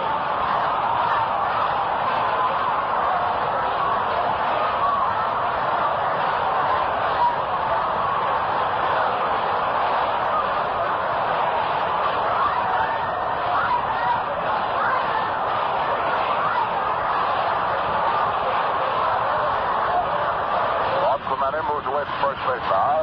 Koufax ready to take play on 2-2 count. The soft curve is taken by Gross. Ball 3. Dick tried to go for that high one. Laid off at just in time. So with 2 outs and a 3-2 count on Dick Gross, Bob Clemente at first base can be off and running for Pittsburgh. See what Koufax offers Dick Gross. Clemente goes. The pitch is swung on and fouled away into the stands off first base side.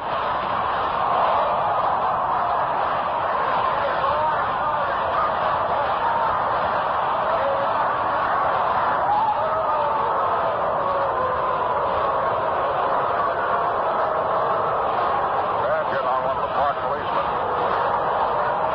But on getting the foul ball, was just out of the reach of spectators. 3-2 count now on Dick Gross. Clemente ready to break again. He holds instead as Koufax turns and throws to first. Hodges returns it. Top half, inning number 5. 3-2 pitch. Clemente goes. Pitch is swung on again. Foul to the crowd. Now drives right along. 3-2.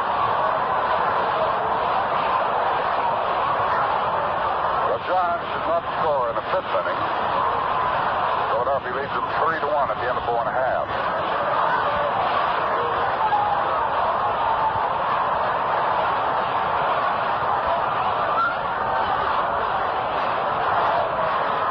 Levine still in the Brooklyn bullpen. 3-2 pitch. The plate is taken inside for ball 4. So Gross walk. That'll move Clemente down to second.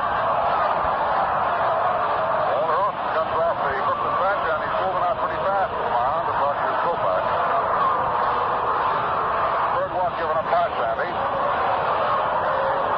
And with 2 outs and 2 on, Brooklyn behind here, 4-3. Maybe that they're going to bring Clint Levine in now to pitch to this left-hand hitting Skinner. Big fella takes quite a cut with that shillelagh. Got under one and sent a sky-high pop-up back into very short left field. Charlie Neal grabbed in the 2nd inning. Pointed one into the center field stand, well back. And the 4th for his 9th home run of the year. Well, Koufax is going to stay on. Walter Off has given him his instructions. The MGR man comes walking back down to the Brooklyn bench. Runners at first and second. 2 out, top of the 5th inning. Clemente is on at second. Dick Gross is on at first. Skinner standing in. Bob batting. 3-14. Go back to the stretch. Check of the runners. Over the plate. Pitch is low. 1 ball, no strikes.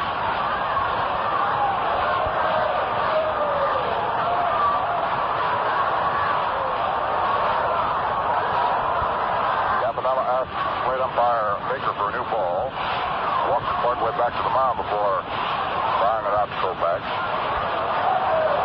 Bob Clemente, Pittsburgh's right fielder, is their base runner at second. Dick Gross is shortstop at first. 2 down here in the top of the 5th inning. They've scored 2 times to pick up a lead 4-3. Koufax delivers. Skinner takes. The pitch is under the knee. Ball 2.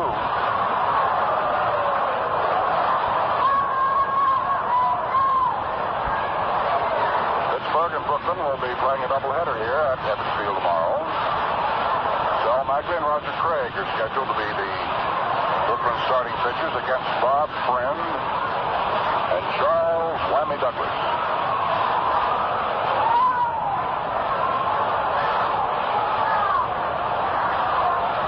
Now Koufax ready to pitch to Skinner on the 2-0 count. Runners with leads at first and second. Koufax down to the plate. Skinner takes a let-up fastball. Low again. That's ball 3.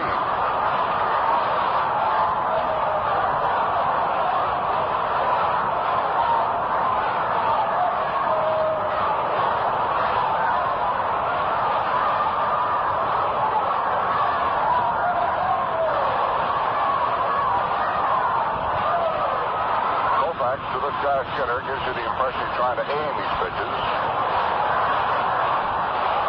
Ride him in there just where he wants it.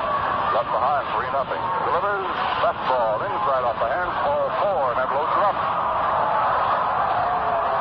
Also moves off to second. Clemente moves over to third. Walter Austin says, I've seen it now. I get the message. Then bring me on Clem Labine. Walks right out of the Brooklyn Dodger dugout, just motions down to pretend to come on in. Well, Sandy Koufax goes 4 2/3 innings.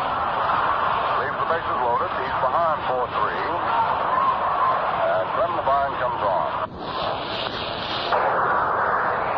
While we check up on Clem Labine's record, I think Ben has all of the particulars on the ball games that are being played this afternoon. So let's get over to Redhead here and find out what's going. Well, the Giants and the Phillies at the end are 4.5 innings of play. The Phillies 3, the Giants 1.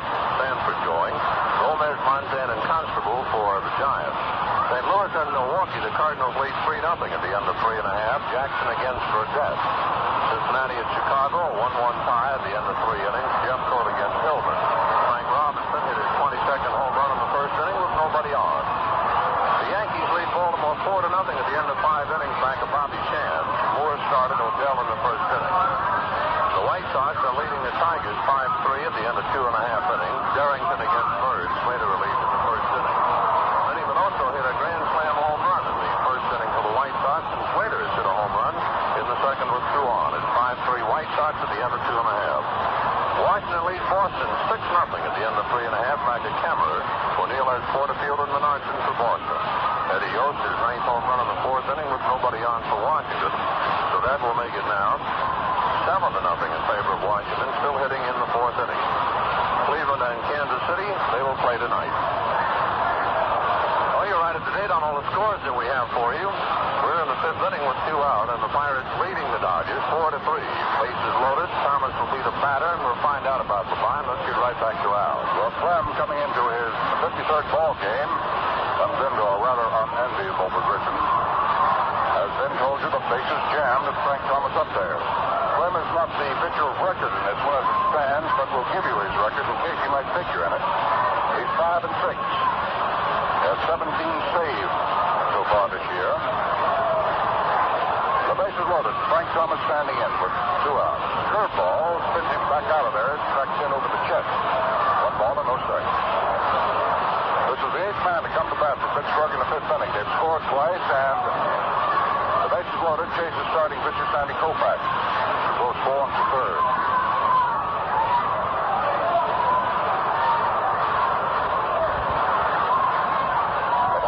Checked off Clemente at third. He delivers the curveball, and it's outside and low. That's 2 balls and no strikes now to Thomas.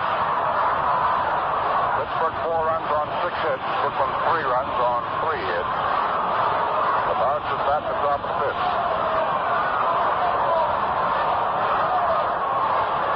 3 hits and a couple of walks. The inning has produced 2 runs, and the bases are right now loaded. Labine, and he is delivering to the plate on the 2-0 count. Outside, ball 3.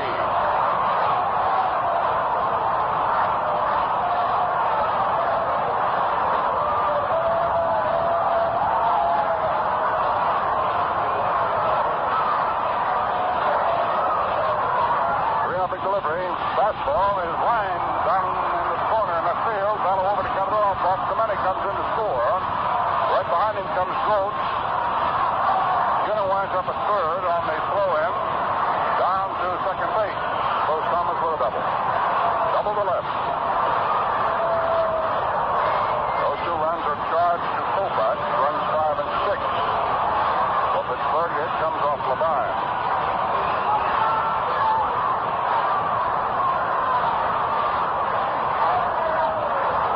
Well, before we have the next batter up, let's quickly pause for station identification. Brooklyn Dodger Radio Network. Dial 1460 WOKO, your Brooklyn Dodgers station in Albany, New York. It's 3:30 WOKO time.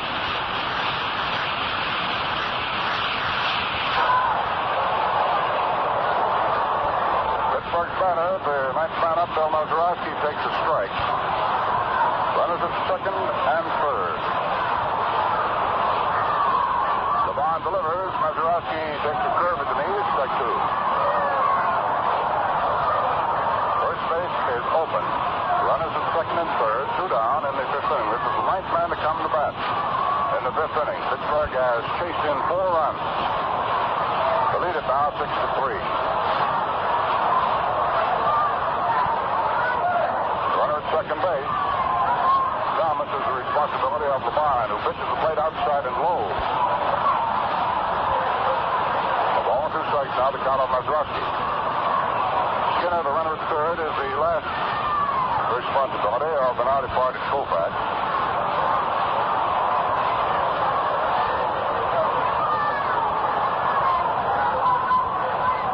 The end of 5 innings, Philadelphia leads New York. 3-1. Levine delivers 1-2, and the pitcher swung on and loop out into very short left center field. Going back is Johnny Neal to make it over the shoulder, running away catch. Well, that does it. In the fifth inning, it was a big one for Pittsburgh. Pick up 4 runs on 4 hits. No errors. There were 2 men left on. The score at the end of 4.5 innings of play is Pittsburgh 6, and the Brooklyn Dodgers have 3. Here's the last of the fifth inning. Fire at 6, Dodgers 3. Jim Gilliam coming up and right back to Al. Well, when this ball game started, in the early stages of it, it looked as though Ronnie Klein wouldn't be around very long. But he's not only around, he's ahead. Pittsburgh leads at 6-3, and Klein is now ready to pitch to Jim Gilliam to start things in the last half of the fifth inning. Gilliam is 0 for 2. Klein comes in there with a fastball that's right under the letters. Strike 1. 6 runs, 7 hits for Pittsburgh, 3 runs, 3 hits for Brooklyn. Fly back to the plate to Gilliam. Swats at him, hits a bounding ball to second. Mazeroski gobbles it up, fires to first base, and Gilliam goes down. On the way in the bottom of the fifth inning, Gino Cimoli making his first appearance of the afternoon after having taken over defensively for Carl Furillo in the fifth inning. Batting at .303 with 9 home runs and 44 runs batted in.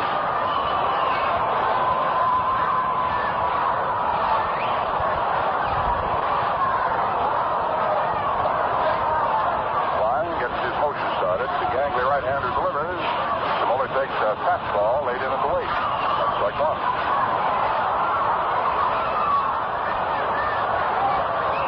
One out, bases empty, bottom of the fifth. Pittsburgh 6, Brooklyn 3. Klein with an overhand fastball gets it in there low. Cimoli's count 1 ball and 1 strike. Repeating at the end of 3, St. Louis 3, Milwaukee nothing. Cincinnati, Chicago tied up at 2, 1-1. The pitch to Cimoli is a curveball right under his chin. He just snaps his head back, takes ball 2. 2-1 on Gino.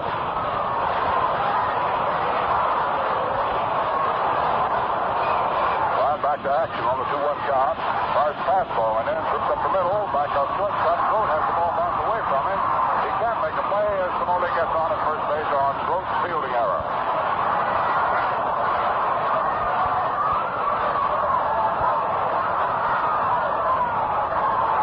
That's the second Pittsburgh error. Clemente was charged with a throwing error earlier in the ball game.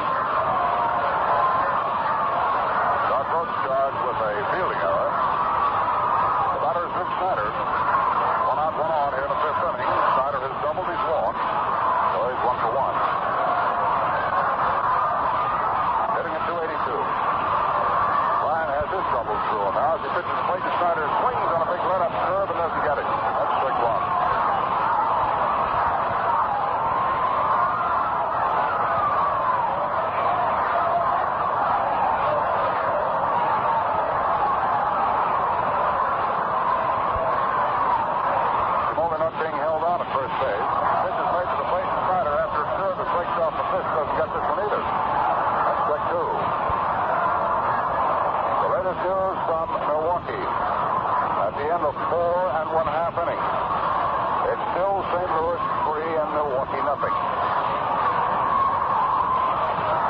to replace the Snyder on the fastball. It's fouled away, the review. Count remains strike 2. A left and right-hander up throwing down the Pittsburgh bullpen. That's in case Klein has any more trouble here in this inning.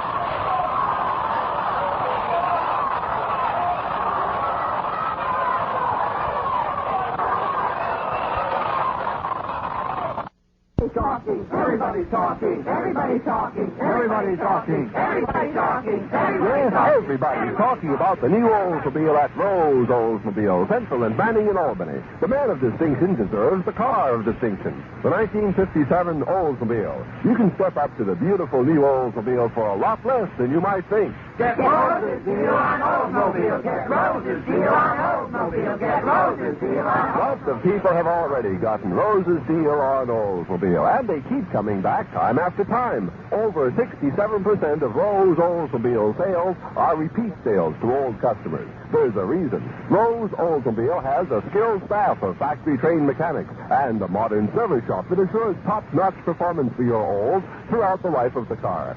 Low price on initial purchase, guaranteed service satisfaction, 100% dealer reliability. That's why everybody's saying, Get Rose's deal on Oldsmobile. Get Rose's deal on Oldsmobile. Get Rose's deal. Rose Oldsmobile, Central and Manning in Albany. Well, 5 big innings have been completed here at Ebbets Field. And as we go to the top of the 6th inning with Burton coming on, we see that Pittsburgh has 6 runs, 7 hits, and 2 errors, and Brooklyn 3 runs, 3 hits, and no errors. Thank you, Al. Hi, everybody. Bill Verdon has walked in singles, batting .261. Labine turns in the sinker, a little low, ball 1. Burton, Foils, and Klein, the way the Pirates should do up here in the 6th. Labine comes back 1-0, and the pitch is tapped slowly halfway to the mound. Labine down to field it and gets his man. 1 up, 1 away.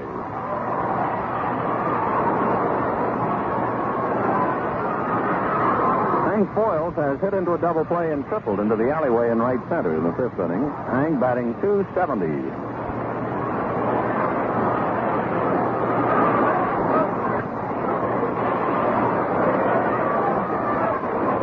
Lucky Strike blowing smoke rings to you from Ebbets Field in Brooklyn, wishing you the very best wherever you may be. Labine's fastball in for the strike on 1. Lovely day in New York. In the prospect of fine weather for tomorrow's doubleheader. Bob Friend and Charlie Douglas. Probably Magley and Craig for Brooklyn. Pitch is outside. 1 ball, 1 strike. Pirates 6, Dodgers 3 in the 6th inning. Nothing new out of Milwaukee at the end of 4 1/2. Cardinals 3, Braves nothing.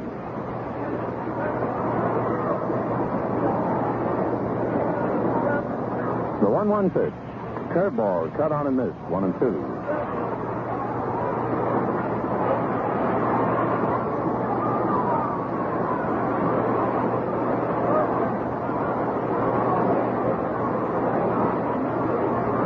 Klein looks in to get his sign. Now Clem ready. And 1-2 pitch to Hank Foils. Just outside. 2-2. We have over 6,000 knot-hole youngsters here today as guests of the management. Happy to see all the kids out at the ballpark. Boy, it's perpetual motion, too, in the upper left field stand. Labine delivers 2-2. Sidearm curve, fouled away. Count remains 2-2.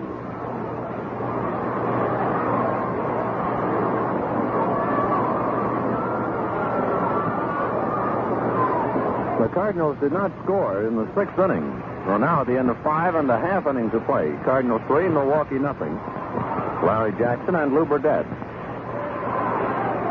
Cardinals snapped a 9-game losing streak last night, and in winning broke a Milwaukee 10-game winning streak. The 2-2 pitch to Hank Foils. Sharp curve, but he checked his swing and the pitch is low. Ball 3. Full count.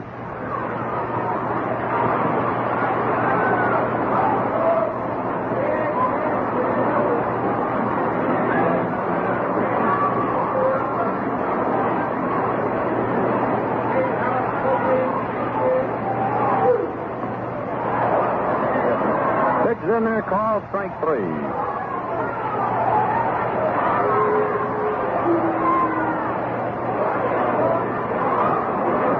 Hank Foyles caught looking. 2 down now in the 6th inning, and Ronnie Klein coming up. Klein has struck out twice today. He has 4 hits this year. 2 out, bases empty in the 6th inning. Pirates 6, Brooklyn 3. When the Dodgers bat in the bottom of the 6th inning, they'll have Vallo, Neal, and Campanella. Fastball fouled away, 0-1. 6-3 Pittsburgh. 2 out in the 6th.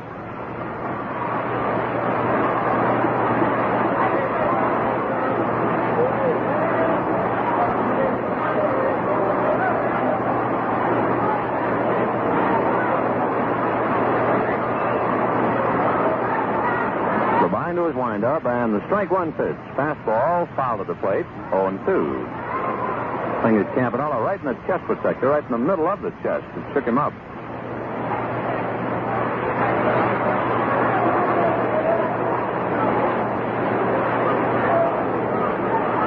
0-2 to Ronnie Klein.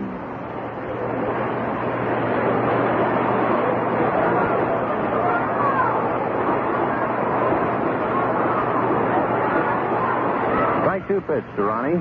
Sharp curve. It stays high. Ball 1. 1-2.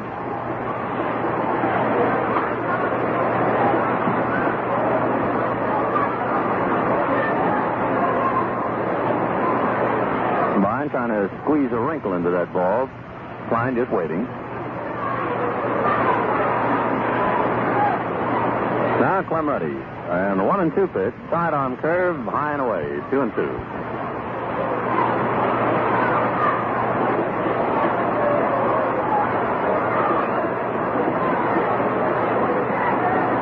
Clem working very slowly and deliberately on Ronnie Klein, trying to nail him now to close out the inning.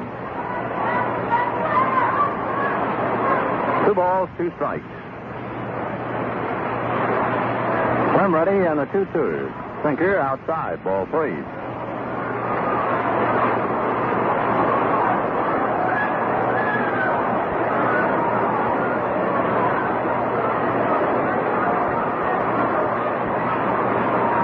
The bind delivers 3-2. Pitch cut on and fouled away in the upper deck off first base. So the count remains 3 balls, 2 strikes. Sandy Koufax started when 4 2/3 and had to come out. All 6 runs charging in Sandy. Ronnie Klein has had some rough luck this year. He has 3 wins and 15 defeats. He's still in there for Pittsburgh. 3-2 pitch to Mr. Klein, and it's wrapped foul into the seats off first base.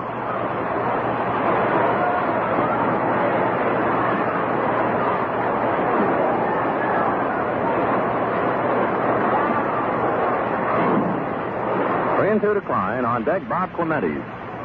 Pirates 6, Dodgers 3 in the 6th inning with 2 outs. Klein waiting. Now Labine is ready, and the 3-2 pitch. Cut on and hit foul down the right field line. So it's quite a duel going on. Ronnie Klein and Clem Labine.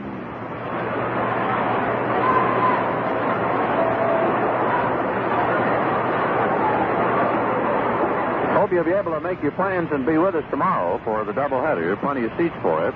Weatherman says it's going to be fine. And you can also play a game of scoreboard out here and watch the Cardinal-Milwaukee doubleheader. 3-2 pitch is taken at the knees, called strike 3. So Ronnie Klein, for the 3rd time today, strikes out. Labine strikes out 2 men now. For the Pirates in the 6th, they go out in order at the end of 5.5 innings of play. Pittsburgh 6 and Brooklyn 3. Now let's get over to Al. Well, baseball experts, here comes another Lucky Strike baseball quiz. But first, a moment to relax and light up a light smoke. A better tasting Lucky Strike. Yes, sir, fine tobacco alone will taste right. And Lucky Strike means fine tobacco. All fine tobacco, naturally like good tasting tobacco. That's toasted, tastes even better. So light up a light smoke. Light up a Lucky. You'll say it's the best tasting cigarette you ever smoked. Now, here's our Lucky Strike baseball quiz. Who holds the modern Major League record for the most innings pitched in a season? Who holds the modern Major League record for the most innings pitched in a season? Well, the answer is in 1908, Big Ed Walsh of the Chicago White Sox pitched 464 innings for the modern Major League record. Well, that fact can be found on page 150 of the Schaefer Lucky Strike Baseball Guide and Record Book. Now, just a limited supply of these fine books are left, fans, so get yours right away. Send 50 cents, your name and address, to Baseball Guide, Box 35, Brooklyn 1, New York. And now Benny sends us along into the last half of inning number 6. Elmer Vallow to lead it off. Elmer has walked and flied to right. In the Dodger bullpen now, begin to stir, and Don Drysdale loosening up. Vallow, Neal, and Campanella. Elmer hitting .314. 6-3 Pirates, bottom of the 6th inning. Vallow settles in the hitter's box, and Klein ready to pitch. Ronnie delivers for a strike, 1-1. Outfield split on Elmer, big gap in left center.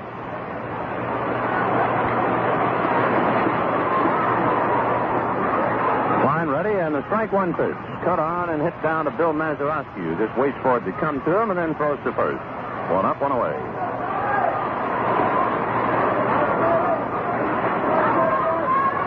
Charlie Neal hit back to the box and walked. Charlie hitting .268. The Dodgers led 3-0. The Pirates got 2 in the 4th inning and then came up with 4 runs in the 5th. So they have the lead 6-3. Ronnie Klein delivers, and Charlie Neal fouls it at the plate, 0-1.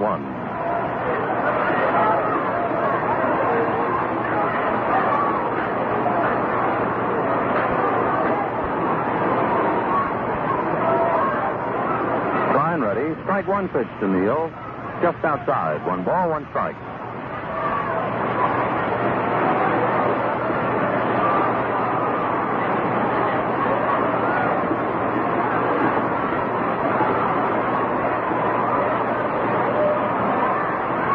To Charlie Neal. Fastball that misses. Ball 2. 2-1.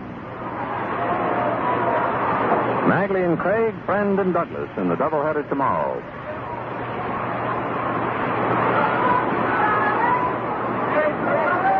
Klein comes back to Neal 2-1. The fastball is tapped down to short. Gross charges. Short hops it. Flips over to first, and we have 2 outs.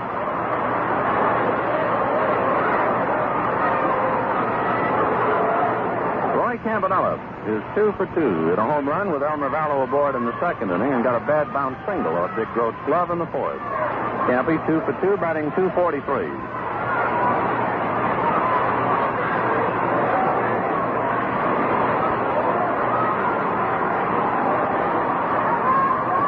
Outfield on Campanella. Deep straight away. Klein delivers, and the curveball is outside. Ball 1. And the Dodgers have played some good ball games this year, low-scoring affairs. 2 series at Pittsburgh have really been something. 1-0 pitch is on the corner for a strike, 1-1. Earlier this year, if you remember, in a 4-game series, the scores were 4-3, 3-2, 2-1, and 1-0. Some tough ones. 1-1ers, just outside, ball 2, 2-1. It's also reflected. When you look at the series, this is the 19th meeting. The Dodgers have won 10 and the Pirates 8. The 2-1 pitch to Campanella. Fastball at the knees for a strike, 2-2. In games played here at Ebbets Field, the Dodgers have taken 4 of 6. I'll bet you the Pirates are about as tough a last-place club at home as there have been around in a long time. 2-2 pitch to Campanella, cut on and loop to center field. Burton, who is deep, is charging, but it drops in for the base hit. So with 2 out, Campanella singles to center for his 3rd hit. He's 3 for 3. So it's really been, I guess, offensively, the Pirates against Campanella, for the Dodgers have only 4 hits, and Roy has 3 of them. Don Zimmer, the batter, is bounced out and struck out, hitting .224. Zimmer might very well call the future of Labine in this one as to what he does up there at the plate. First pitch, a little high, ball 1. With Drysdale throwing down in the bullpen, and the pitcher's spot due to follow Zimmer. he gets on, Austin might go to his bench. Klein takes a look at Campanella. The 1-0 pitch is fastball in for the strike. 1-1. The Milwaukee Braves have come up with 2 runs in the 6th inning. Well, that's a tough one out there. Cardinals 3 and Braves 2. The end of 6. Red Chaindean hit a home run with a man aboard to get the 2 over in a hurry. The 1-1 to Zimmer. Fastball, a line drive on a bounce into center field for the base hit. Campanella stops at second. Roy is not running well at all. I don't know whether he just decided he wouldn't take a turn or if that toe of his is bothering him, but he was kind of running very gingerly down towards second. All right, Zimmer singles. Campanella goes to second, and Rube Walker will hit for Clem Levine.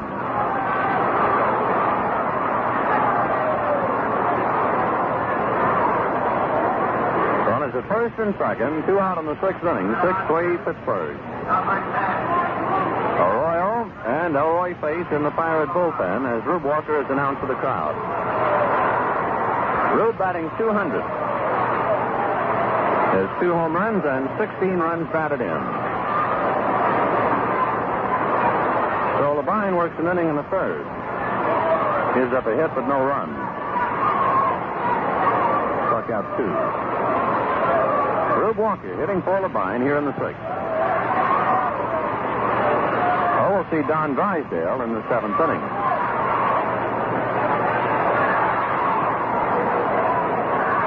Ronnie Klein in a jam now, just staring in to get his sign. Rube Walker waiting. Check of the base runners, a pitch to the plate, and Walker takes low, ball 1. On deck, Jim Gilliam.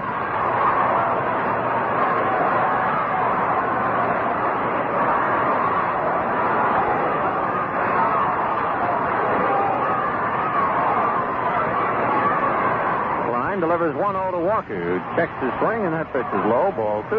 2-0. The Ronnie's starting to dig a hole now.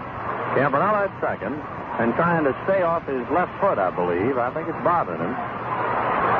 And Don Zimmer a big lead at first, since the right side of the infield is deep. The 2-0 pitch to Walker, cut on and fouled away. 2-1. At the end of this inning, we'll have a complete rundown of all the scores, pitchers involved, any home runs that might have been hit in both leagues.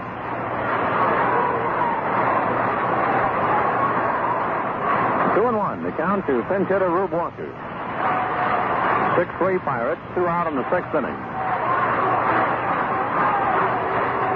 Klein up on top, now ready, and the 2-1 pitch. Walker swings and fouls it away, 2-2. We have the paid attendance for you, 6,830, 6830. 1,835 ladies, 6,000 not all youngsters, so all told, 14,665.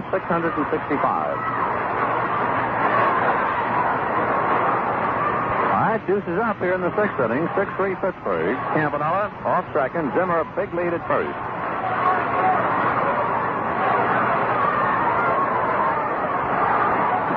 Staring down the barrel. Now he's ready. The 2-2 pitch. Walker takes in there. Call strike 3. A towel comes flying out of the Dodger dugout as Walker stays up at home plate to argue with plate umpire Bill Baker. Rube Walker is caught looking at a 3rd strike, and for the Dodgers in the 6th inning, no runs, 2 hits, 2 men left on. The end of 6 innings of play, Pittsburgh 6 and Brooklyn 3. Now for all the other scores, here's Al. The Giants and the Phillies at the end of 7 innings of play. The Phillies lead the Giants 3-1. Gomez started for New York, Monzat in the 3rd, and Constable in the 3rd. Stanford pitching this game for the Phillies. St. Louis and Milwaukee at the end of 6 innings. It is St. Louis 3 and Milwaukee has 2. Jackson for St. Louis, and for Milwaukee it is Burdette. Shane Dinks, as Benny told you, in the 6th with 1 on, had his 12th home run of the year for the Milwaukee Braves. Cincinnati and Chicago at the end of 5 innings, all tied at 1 apiece. Jeffcoat for Cincinnati, and for Chicago, it is Hillman. Robinson in the 1st with nobody on had his 22nd home run of the year for Cincinnati. Over in the American League at the end of 6.5 innings of play, it is 5-2 in favor of the Yankees over Baltimore, with Chance going for the Yankees. Moore starting for Baltimore. Odell in the 1st inning. Kell in the 6th with 1 on had a home run for the Baltimore Birds. Chicago and Detroit at the end of 4 innings of play. It is 5-4. Chicago leading Detroit. Darrington starting for Chicago and Staley in the third. Burke commenced for Detroit, and Slater relieved him in the first inning. Minoso, in the first with the bases loaded, hit his 9th home run of the year for the White Sox. Slater, the pitcher, hit a home run in the second with 2 on. That is his second of the year for the Detroit Tigers. Boston and Washington at the end of 5.5 innings of play. It's 13-0. Washington clobbering Boston. Cornelius started for Boston, Porterfield in the first, and then Marson in the fourth. Kemmer for Washington. Yost in the fourth with the bases empty, hit his 9th home run. Tonight, Cleveland plays at Kansas City. Early win scheduled to go for Cleveland, 13-13, against Kansas City's Ned Gerber, who has won 5 and has lost 10. Well, that's all the information right after the minute from the Lucky Strike scoreboard. We're back to the action, and here's Vic. Don Drysdale takes over for Brooklyn now, pitching to Bob Clementi in the right-handed curve, in for the strike, 0-1. 7th inning, Pirates 6, Brooklyn 3. After Walker was called out on strikes, a lot of the Dodgers getting on plate umpire Bill Baker. But he warned them, and they finally quieted down. Fastball at the knees for the second strike, 0-2.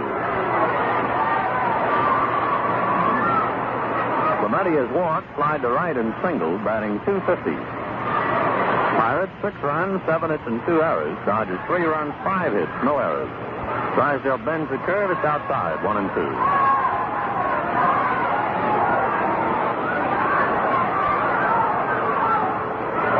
Keep an eye out on that Cardinal-Milwaukee ball game for you as soon as we have anything further to report. At the moment, the end of 6, it's 3-2 Cardinals. Drysdale bends at the waist to get his sign. Now the lanky right-hander ready. Sidearm curve is cut on. A high foul back of the plate. Campanella starts to come back, but he has no play. 1 ball, 2 strikes to Bob Clementi.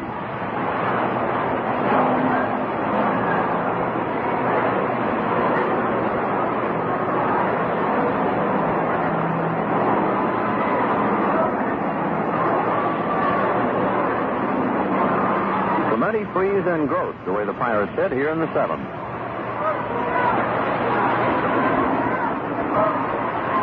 Drysdale ready. The 1-2 pitch to Clementi. Sidearm fastball. It's hit fair, just inside the right field line and down into the Dodger bullpen. By the time that Samoli surrounds it down there in the corner, Clementi has himself a stand-up double.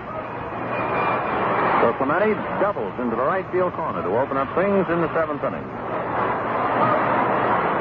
That ball took a couple of tricky hops after it went into the bullpen. It hit the protective railing in front of the dugout down here and all the way down under the old wooden bench. Clementi at second base. Nobody out, and the batter, Gene Freese, struck out twice and popped up, hitting .281. Pirates 6, Dodgers 3. 7th inning.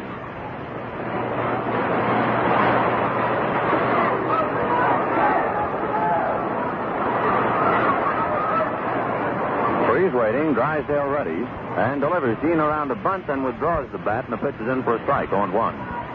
Hodges ready to come to the plate. Zimmer playing caddy corner at third.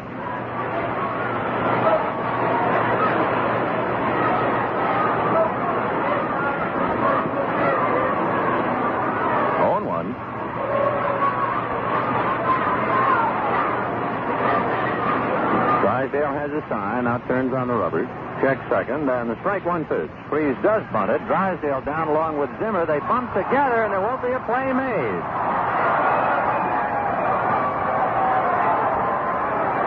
Zimmer charging the bunt. Drysdale, coming down off the mound, had his back to third base, and Zimmer bumped into him, and both men just overran the ball. No one touched it, so Freese has himself a bunt single. Clementi advancing to third. Runners at first and third with nobody out. The batter, Dick Grote, hitting .332.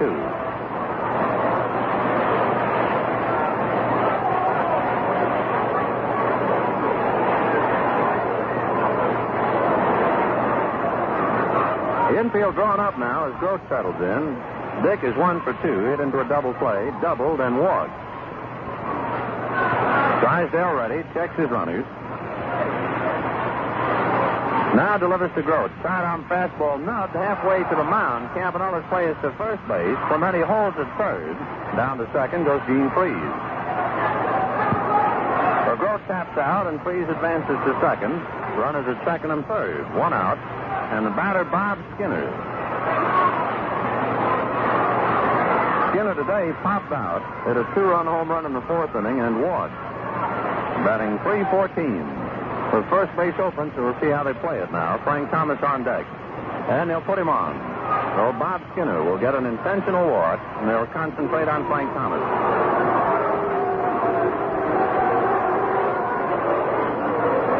Drysdale serves up his second wide one. Good time to light up a cigarette, huh? Feel like one? Try a light smoke. Try a lucky strike.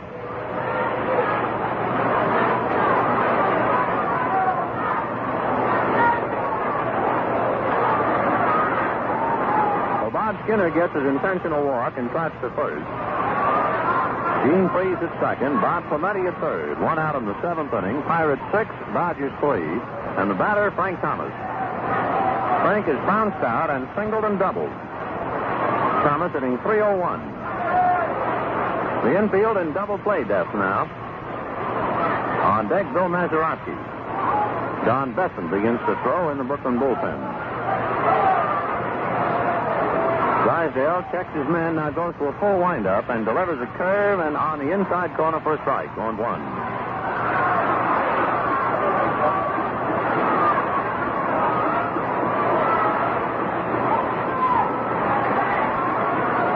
The 6-3 Pirates are trying to get some more here in the seventh. Drysdale trying to keep them away.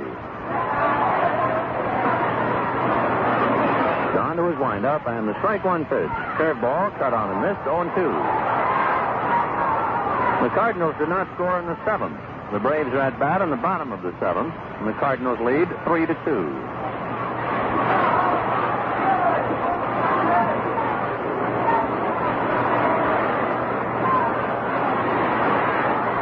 The count to Frank Thomas. Bases loaded, one out. Drysdale ready, and the strike two pitch. Curveball got him swinging. So Drysdale throwing curves to Thomas, strikes him out. Two down, and here's Bill Mazeroski. Mazeroski struck out, hit into a fourth play, and popped up. Batting .289.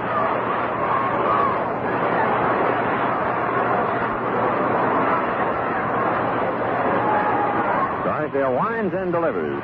Curveball cut on and missed for a strike. 0-1. Gene Freese, a little frisky down there at second on a pitch that afraid he ran halfway to third. Then kind of looked at Clemente and backed off again. 0-1. Drysdale delivers the strike one pitch, and the curve is fouled away outside of first. 0-2.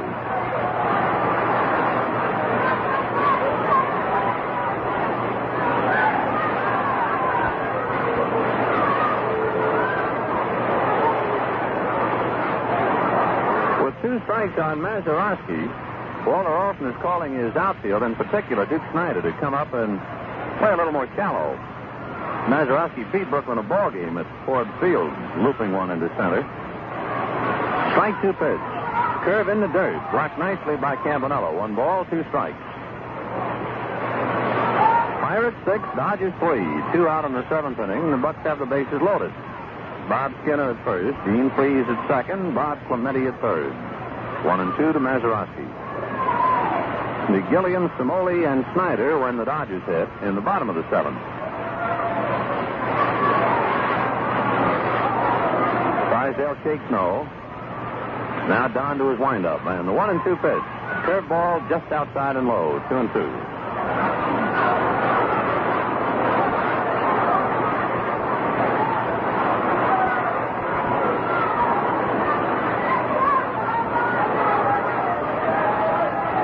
Milwaukee did not score in the 7th.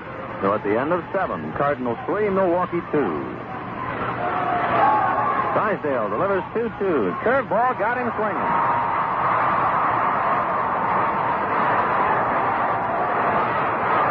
Don Drysdale Drysdale, with the bases loaded and 1 out, strikes out Frank Thomas and Bill Mazeroski. The end of 6.5 innings of play. It remains Pirates 6 and Dodgers 3. And before we get to the bottom of the 7th inning, let's listen to Al. Well, the lucky 7th. Time for all the hometown fans to stand up and be counted. Well, I guess I'll do likewise. Stretch way out. No, that feels good. Lucky strike means fine tobacco, and fine tobacco alone tastes right. That's great. You know, that's why they say Lucky tastes better. Friend, light up a light smoke. Light up a Lucky. You'll say it's the best tasting cigarette you ever smoked.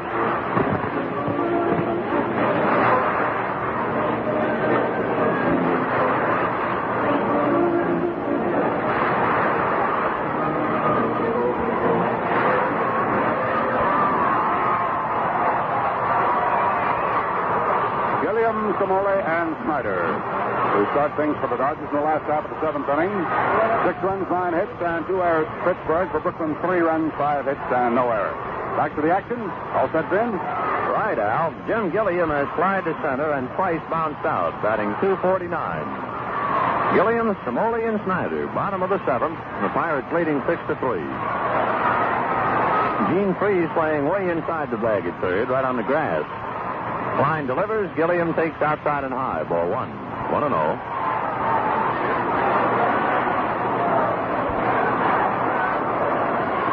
Remember that doubleheader tomorrow now. Bob Friend and Charlie Douglas. Sal Magley and Roger Craig for Brooklyn. Fastball fouled away. 1-1.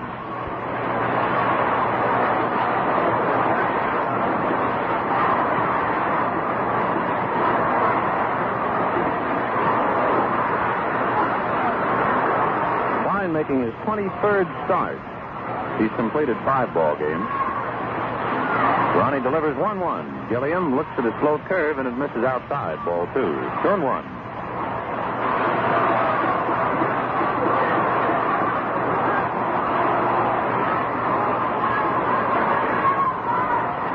Pitch to Junior. Fastball in there. 2-2. And Gilliam, mad now, walks away from the batter's box. His jaws are working. He goes over to get the rosin bag from the on-deck batter, Gino Samole. And now some voices out of the Dodger dugout, and here comes Bill Baker, and I think somebody's going to get the boot.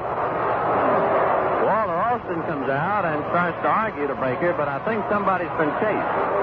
And you can trace all this bitterness, not so much on that pitch to Gilliam, but on the 2-2 pitch to Rube Walker. That was the called strike 3 in the 6th inning. The Dodgers are still smarting about that one.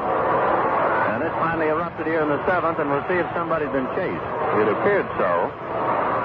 Alston going back into the dugout. Haven't seen anybody get up yet, so it might just have been a warning. No one has moved.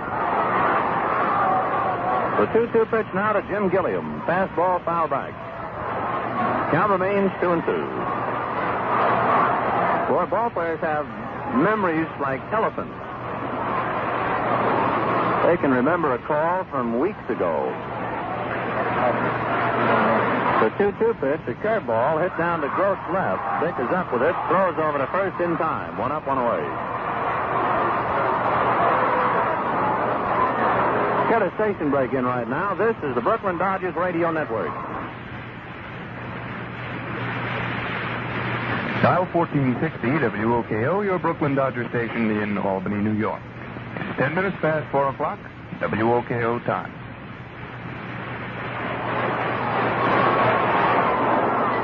Gino Samole, the batter, and here comes Baker again. And he drops his mask as he walks over towards the dugout, and somebody's going this time. That's no doubt about it.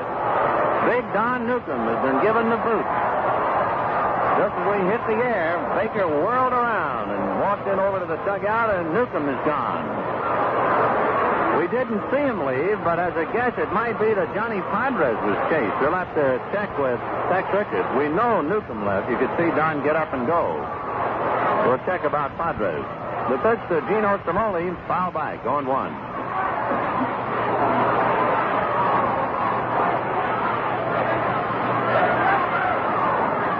So the Dodger bench boiling, and Newcomb has been kicked out. And we're going to check and see if Padres was chased. Strike one pitch. Curveball in for the strike, 0-2. One of the boys on the other side of the booth had a little bit better angle and saw Padres get up and leave the bench. Whether he was told to go or not, we have to wait and see. The 0-2 pitch to Smoley. Fastball fouled away.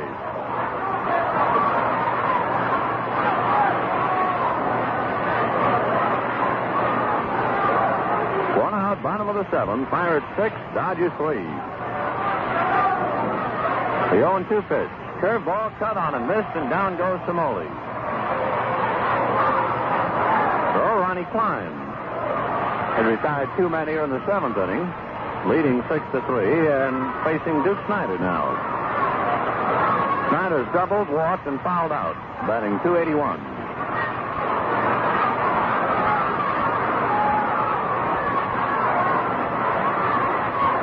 Snider waiting. Klein delivers, and the pitch is cut on and fouled away. 0-1. And we now have confirmation about Johnny Padres.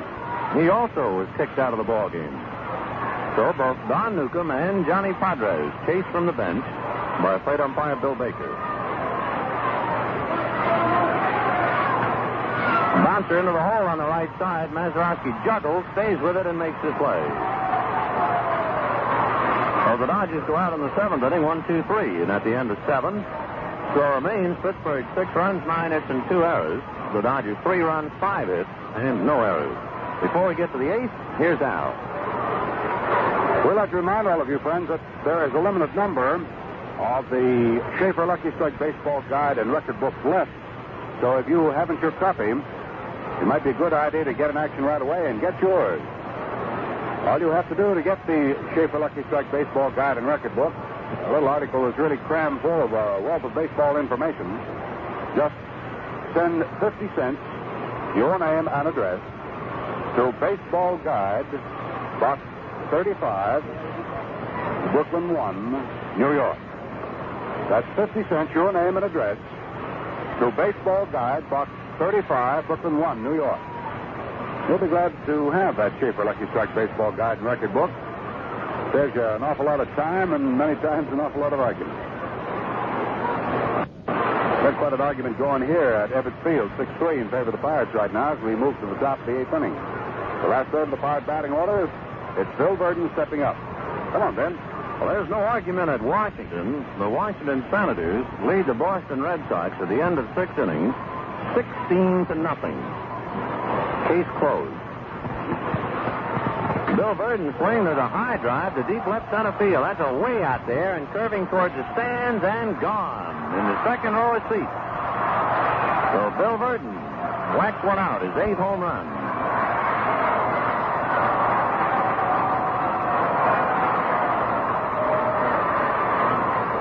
Oh, that makes it Pirates 7, Brooklyn 3. We pick up another 1,000 free Luckies to be sent to the Veterans Hospital at Northport, Long Island. 7-3 Pittsburgh in the 8th. The Cardinals didn't score in the 8th, so the Braves are at bat, trailing 3-2 in the bottom of the 8th inning. Here's Hank Foyle. 1 for 3 at triple. Drysdale curves him and misses, ball 1. Foyle's hitting .269. Hit into a double play, tripled, and struck out.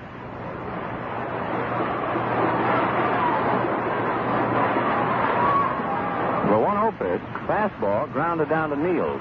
Charlie up with it cleanly, makes his play to Hodges in time for the out.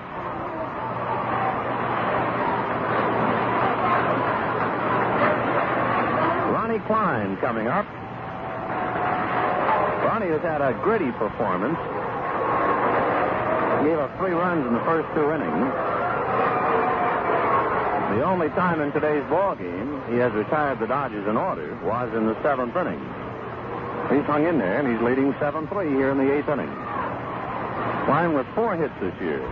Drysdale's fastball is in for the strike, on 1.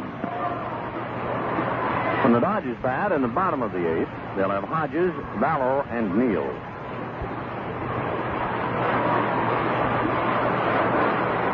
Strike 1 pitch, shot on curve and a half swing. It's over. 0-2.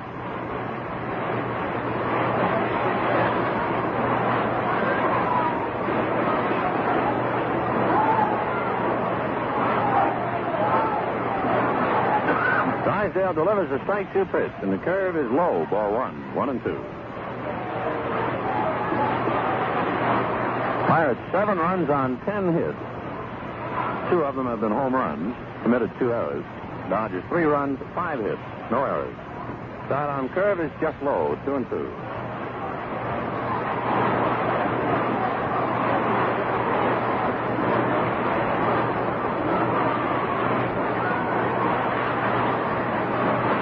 Drysdale delivers. Fastball fouled away outside of first.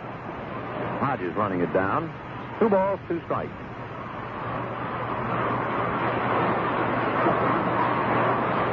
Crowd of 6,830 on hand. We have 1,800 ladies here and 6,000 not-hole youngsters. Nice crowd on a pleasant Saturday. Hope you'll be with us tomorrow for the doubleheader. Should be a good one. 2-2 pitch is low. Ball 3. Bob Friend and Charlie Douglas for Pittsburgh, and the Dodgers countering with Sal Magley and Roger Craig.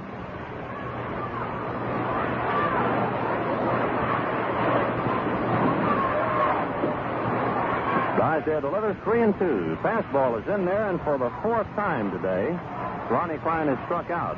And he has kind of a sheepish grin on his face as he started to walk away from the plate. Of course, they don't pay Ronnie to hit. 2 down on the batter, Bob Clemente, batting .253. Bob is a single and a double in 3 at-bats. He knows also a walk. 7-3 Pirates, 2 out in the 8th. Drysdale delivers, curveball, cut on and miss, 0-1.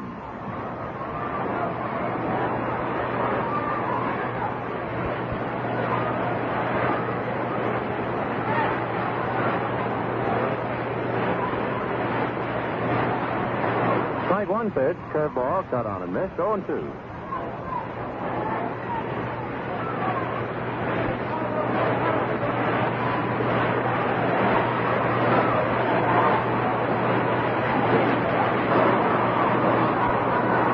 Waiting 0-2. Drysdale delivers. Fastball low. Ball 1. 1-2. It's all over at Philadelphia. The Phillies knocked off the Giants 3-1. The 1-2 pitch.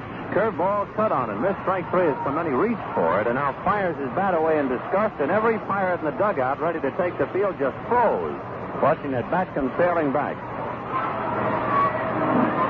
In the 8th inning, 1 run on 1 hit. The home run by Bill Verdon. Nobody left on, and there were no errors.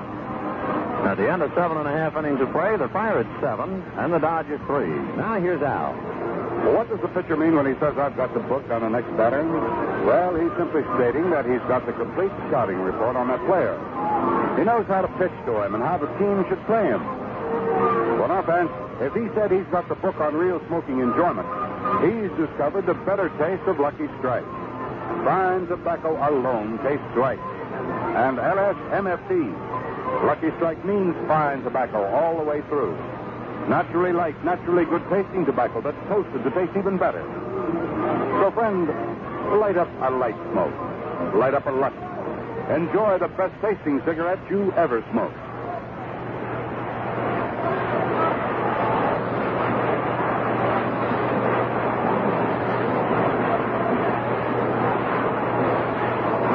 The last half of inning number 8. Ronnie Klein back to the mound for the Pirates, who are leading in this ball game 7-3. Hodges will be the first batter, then Elmer Farrell will follow him, and Charlie Neal will be up there swinging first. Swinging right into action now, here's Vince. Well, Gil Hodges has bounced out, struck out, and slid to right, batting .305. Hodges, Vallow, and Neal. Should anybody get on, maybe Campanella.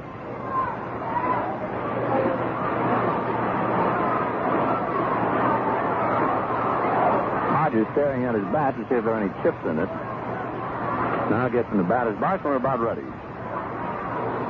Klein winds and delivers. Ronnie's first pitch is over for the strike, 0-1.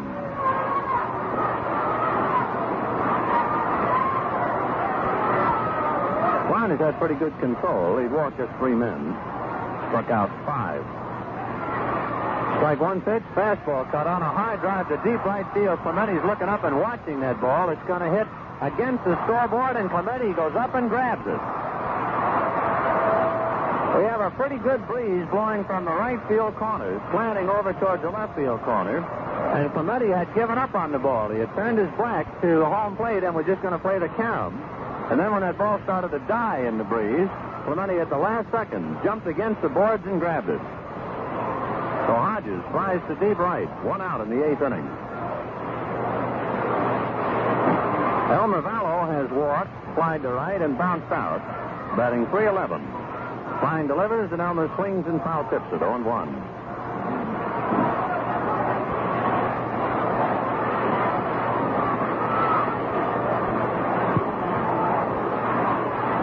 Milwaukee Braves have come up with a run in the 8th inning to tie it out there. So Milwaukee with 2 runs in the 6th inning, 1 in the 8th, now tied the Cardinals 3-3. The strike one pitch to Vallow, taken in there, 0-2. 7-3 Pittsburgh, bottom of the 8th inning, 1 out. On deck, Charlie Neal.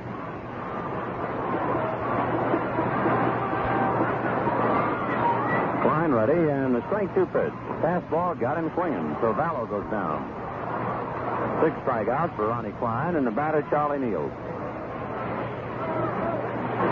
Now, talking about the wind affecting that fly ball that Hodges hit in the 8th inning, there are always a couple of people who will disagree and say, how can the wind bother baseball? It really can. There was an article in the Saturday Evening Post not long ago about the wind. And if you remember that bridge out in Tacoma, Washington, remember that buckled and fell down in a windstorm a number of years ago? Neal swings at a pitch and doesn't get it, 0-1.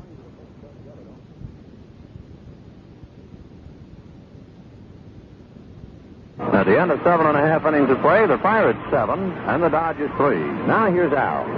Well, what does the pitcher mean when he says, I've got the book on the next batter? Well, he's simply stating that he's got the complete scouting report on that player. He knows how to pitch to him and how the team should play him. Well, now, fans, if he said he's got the book on real smoking enjoyment, he's discovered the better taste of Lucky Strike. Fine tobacco alone tastes right. And LSMFT, Lucky Strike means fine tobacco all the way through. Naturally light, naturally good tasting tobacco that's toasted to taste even better. So, friend, light up a light smoke. Light up a Lucky. Enjoy the best tasting cigarette you ever smoked.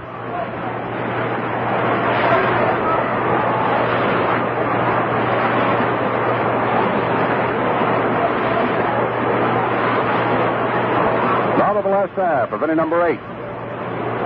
Ronnie Klein back to the mound for the Pirates, who are leading in this ball game 7-3.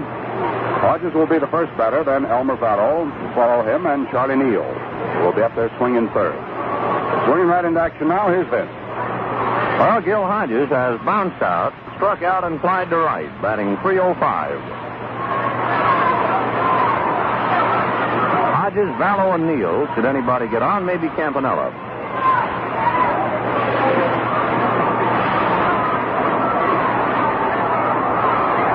Hodges staring at his bat to see if there are any chips in it. Now gets in the batter's box, and we're about ready. Klein winds and delivers. Ronnie's first pitch is over for the strike, 0-1.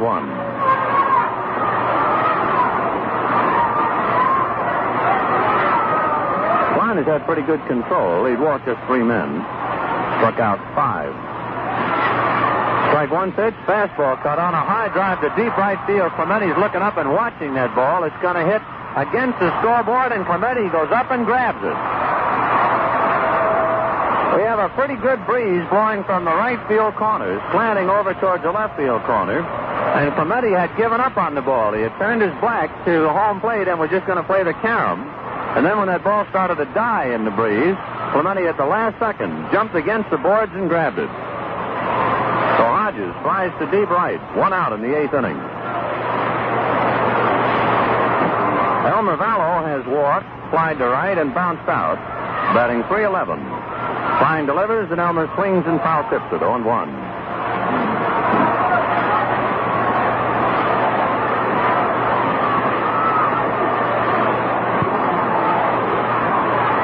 Milwaukee Braves have come up with a run in the 8th inning to tie it out there. Milwaukee with 2 runs in the 6th inning, 1 in the 8th. Now tied the Cardinals 3-3. The strike 1 pitch to Vallow. Taken in there, 0-2. 7-3 Pittsburgh, bottom of the 8th inning, 1 out. On deck, Charlie Neal.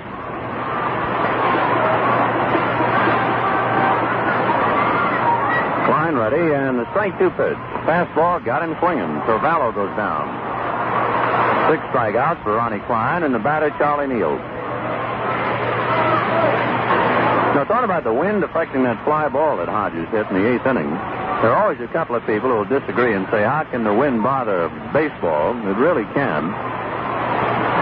There was an article in the Saturday Evening Post not long ago about the wind.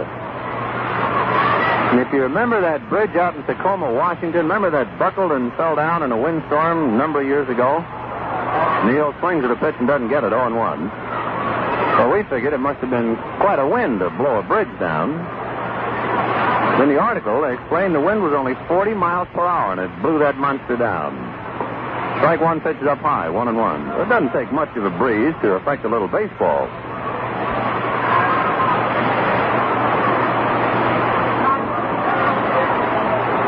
The 1-1 pitch to Charlie Neal. Curveball cut on and popped up. Going out is Dick Groat, shielding his eyes from the sun, but calling all the way, and makes the play.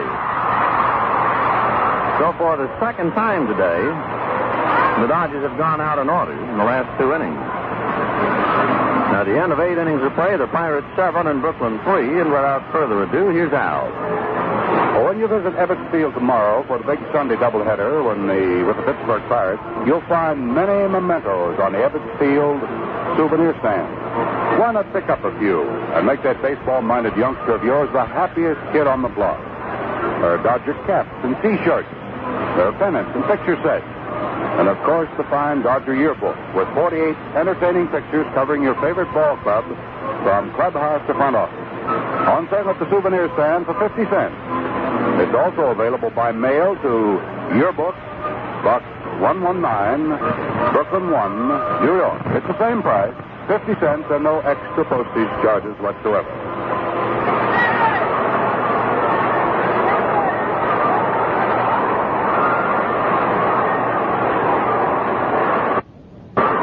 At the end of 8 innings, the Pittsburgh Pirates are leading the Brooklyn Dodgers 7-3. Pirates coming to bat now in the top half of the 9th inning. It'll be Freese, Groat, and Skinner in that order, facing Don Drysdale, the third of the Brooklyn pitchers this afternoon.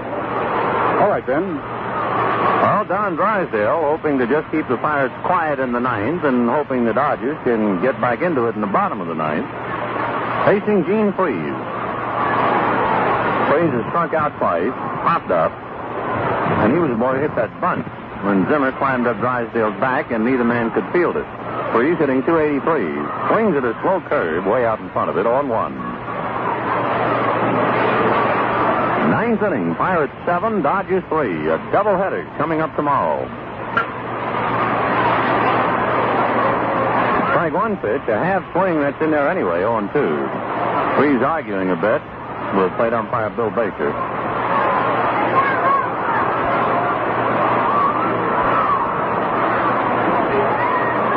2. Drysdale has a sign. Now the strike 2 pitch. Sidearm fastball that jumps out of Campanola's glove. Ball 1. 1-2.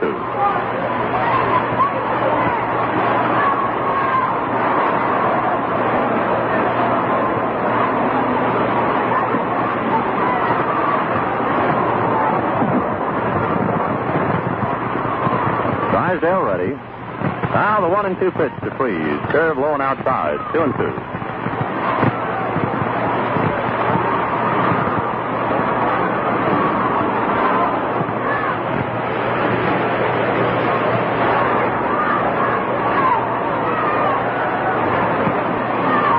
Drysdale ready on the 2-2 pitch. Sidearm curve, low, ball 3. Full count to Gene Freese.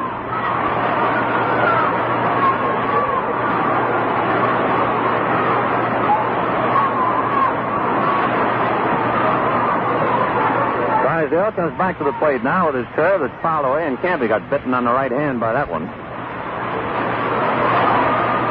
3-2. The end of 8 innings. The Cardinals 3 and Milwaukee 3.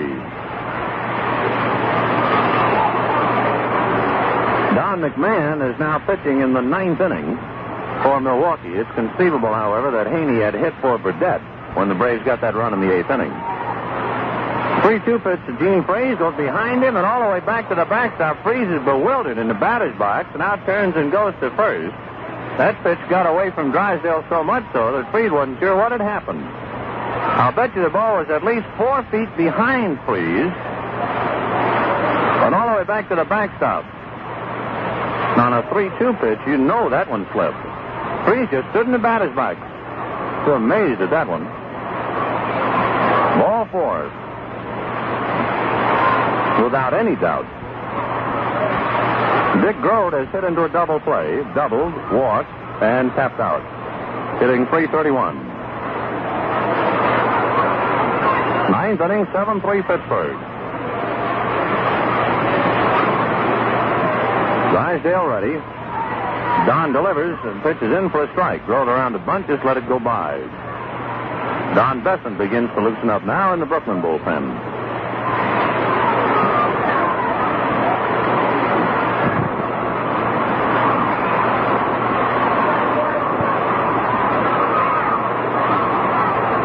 Drysdale delivers 0-1. The fastball fouled away. 0-2. Trickling on over into the Dodger dugout. Pirates 7, Brooklyn 3. 9th inning. Gene Freese at first base, nobody out. Count to Grote, no balls, 2 strikes. Lucky Strike sending it all to you.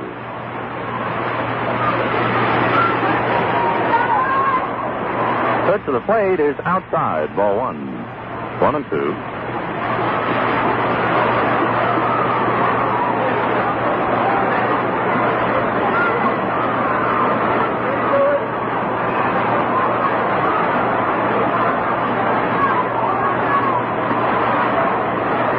Throw to first. Gene Freese back. Grote waiting with the count 1 ball, 2 strikes. Drysdale delivers, sidearm fastball, a line drive base hit to right field. Smoley up with the ball. Freese holds on at second.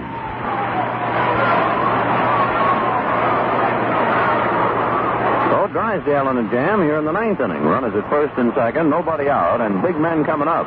Skinner, Thomas, and Mazeroski. Skinner has popped out, hit a 2-run home run, and has walked twice, once intentionally. Big left fielder batting .314. Dodge is figuring that Skinner might be punting. Hodges even with the bag, and Zimmer playing a little sideways out there at third. Drysdale shakes no. Looks to his runners and delivers. Skinner, however, takes a full swing and doesn't get it. 0-1.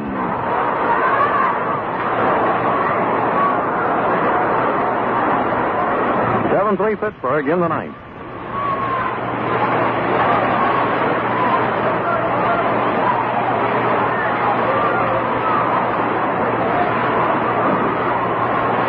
Drysdale checks. Strike 1 pitch to Bob Skinner. In there for the second strike. He started to flick at it and then checked, but the pitch was over. 0-2.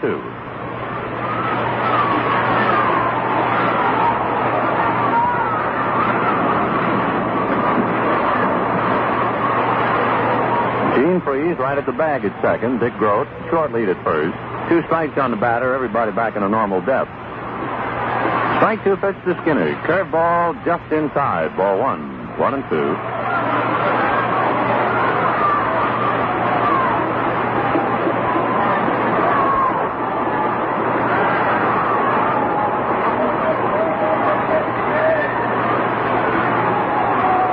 Drysdale delivers, and the pitch is cut on and whacked down the left field line, and it's going foul. 1-2.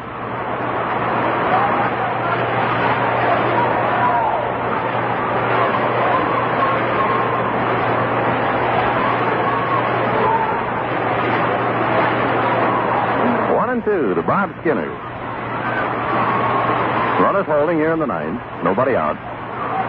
Now the 1-2 pitch. Curve cut on, a high fly ball to pretty shallow center. Snyder's right there. Waits, takes it for the out. Freeze bluffs going, and the throw is cut off by Charlie Neal. One down, runners holding at first and second, and the batter, Frank Thomas. Frank has bounced out, singled, doubled, and struck out. Thomas batting .300. The Yankees knocked off Baltimore 6-2.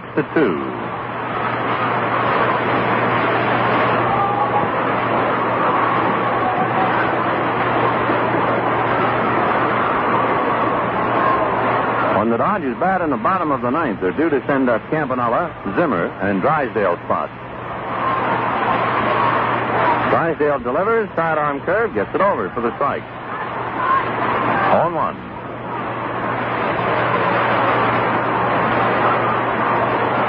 Seven-3 Pirates, ninth inning. Thomas backs out for a moment, says something to Bill Baker. 0-1 to count.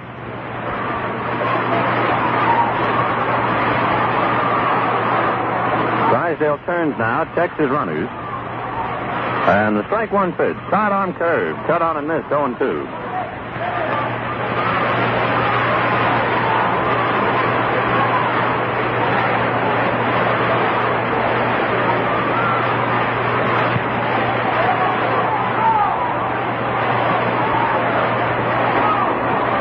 To Thomas. Drysdale checks, now delivers. Curveball cut on is a fly ball to shallow left. Elmer Vallow coming on, under it, takes it for the out, and Freeze, who is halfway to third, has to hustle back to second. Two down. That'll bring up Bill Mazeroski. Mazeroski has struck out twice, hit into a fourth play and popped up. Batting .288.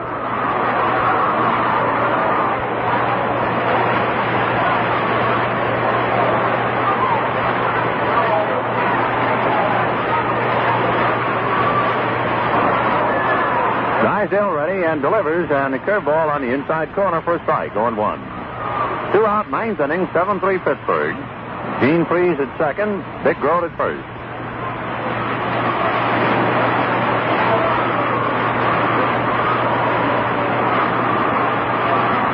Drysdale stirs up the strike one pitch, and it's a curve, cut on and missed, 0-2. The St. Louis Cardinals did not score in the ninth inning. So the Milwaukee Braves come to bat in the bottom of the ninth in a 3-3 tie.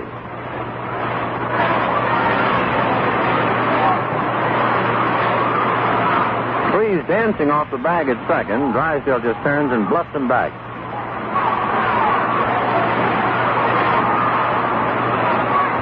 Now the strike two pitch. Sidearm curve, foul back out of play. 0-2.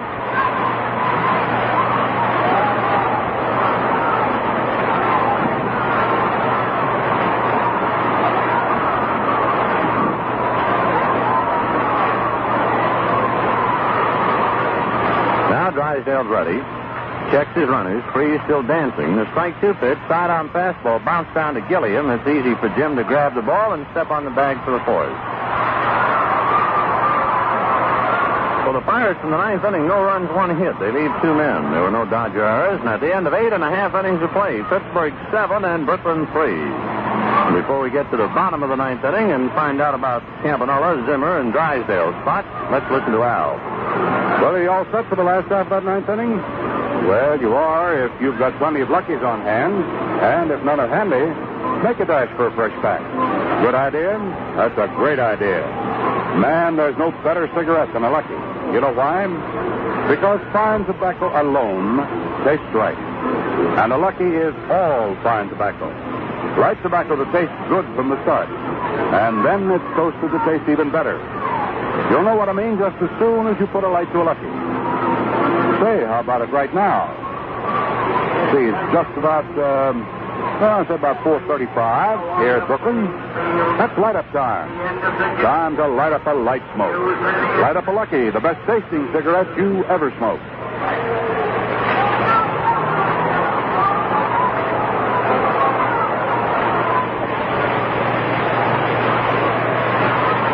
Before we get to the last half of the ninth inning, let's quickly duck in a station break. This is the Brooklyn Dodgers Radio Network. Dial 1460 WOKO, your Brooklyn Dodgers station in Albany, New York. It's 4:37 WOKO time.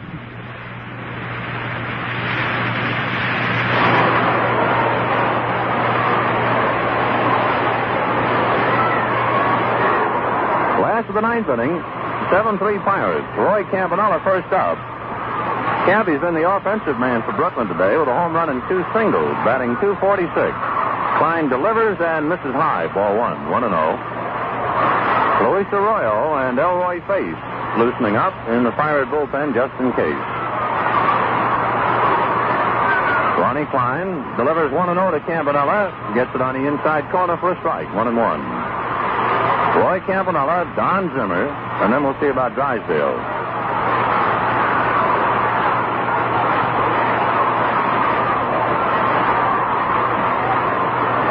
Klein delivers 1-1. Slow curve, low and outside. Ball 2, 2-1. You know, in that Cardinal-Milwaukee game, we told you that McMahon pitched the ninth inning for Milwaukee. And we just guessed that maybe they had hit for Burdett in the 8th when they got the run. Cards must have been trying to do something. Campy, it's a line drive for a base hit to right field to open up things. So Roy is 4 for 4. Boy, you've been carrying the burden. The Dodgers have 6 hits off Ronnie Klein, and Campanella has 4 of them. We'll see if we have a runner now for Roy. He's looking around as if expecting someone to take his place. Johnny Roseboro is way down in the bullpen, and they're calling him in, I believe, to run for Campanella. So Roy, with 4 for 4 today, comes out, and Roseboro will run for him. For the Cardinals, we guessed, it's just a long-range guess, must have been up to something in the 9th, even though they didn't score, for Warren Spahn had to come on and relieve Don McMahon. The Cardinals didn't score in the 9th, and now the Braves are at bat in the bottom of the 9th. That's all tied 3-3. Okay, Roseboro at first base, running for Campanella. Don Zimmer, the batter. Klein delivers. Zimmer takes a strike, going 1. Milwaukee did not score in the bottom of the 9th inning. So out at County Stadium, they go into the 10th inning. The Cardinals and the Braves all tied 3-3.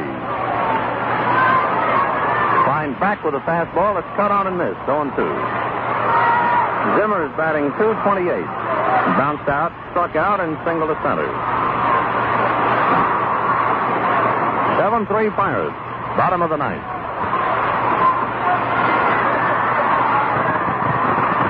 Klein set. The strike 2 pitch. Fastball. That's hit down the right field line. Slicing foul and out of play.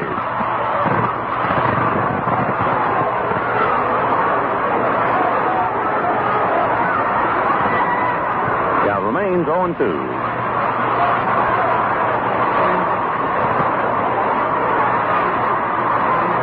Klein serves, and Zimmer, it's a fly ball in the very shallow right center. Clemente coming over, under it now, takes it for the out, and Roseboro gets back to first. 1 out. Randy Jackson is coming up to hit for Don Drysdale.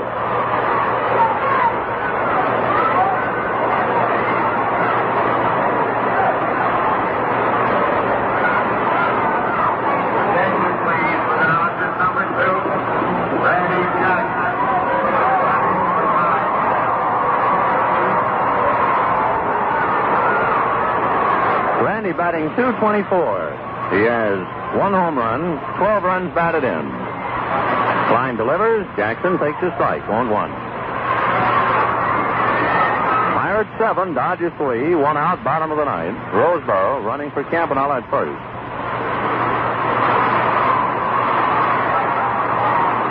Jackson swings at the next pitch, doesn't get it. 0-2.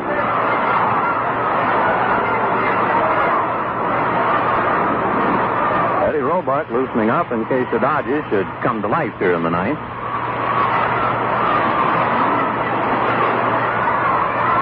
Strike 2 pitch is cut on, a drive into right center, but Clemente's right there. Takes that one. Back to first comes Roseboro. 2 out. So the Dodgers, with 1 out left to them, have Jim Gilliam coming up. Junior 0 for 4, batting .249.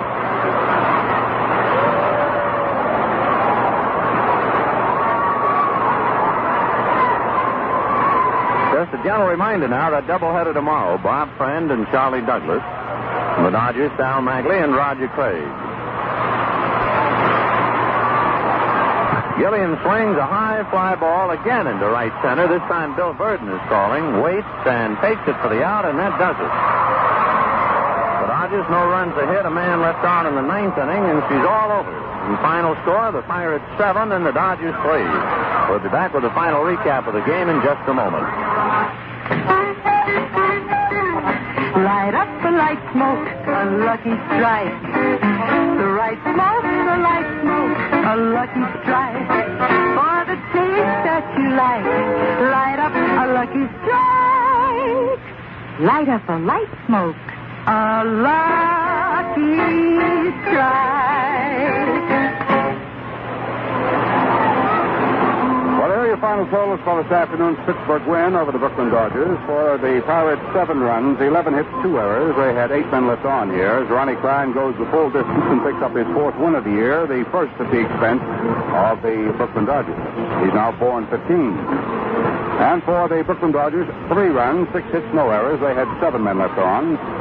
The starter and loser is Sandy Koufax, who went 4 2/3 innings and gave up 6 of the 7 runs the Pittsburgh Pirates collected for their afternoon's work. Koufax is now 5 wins. This was his 3rd loss.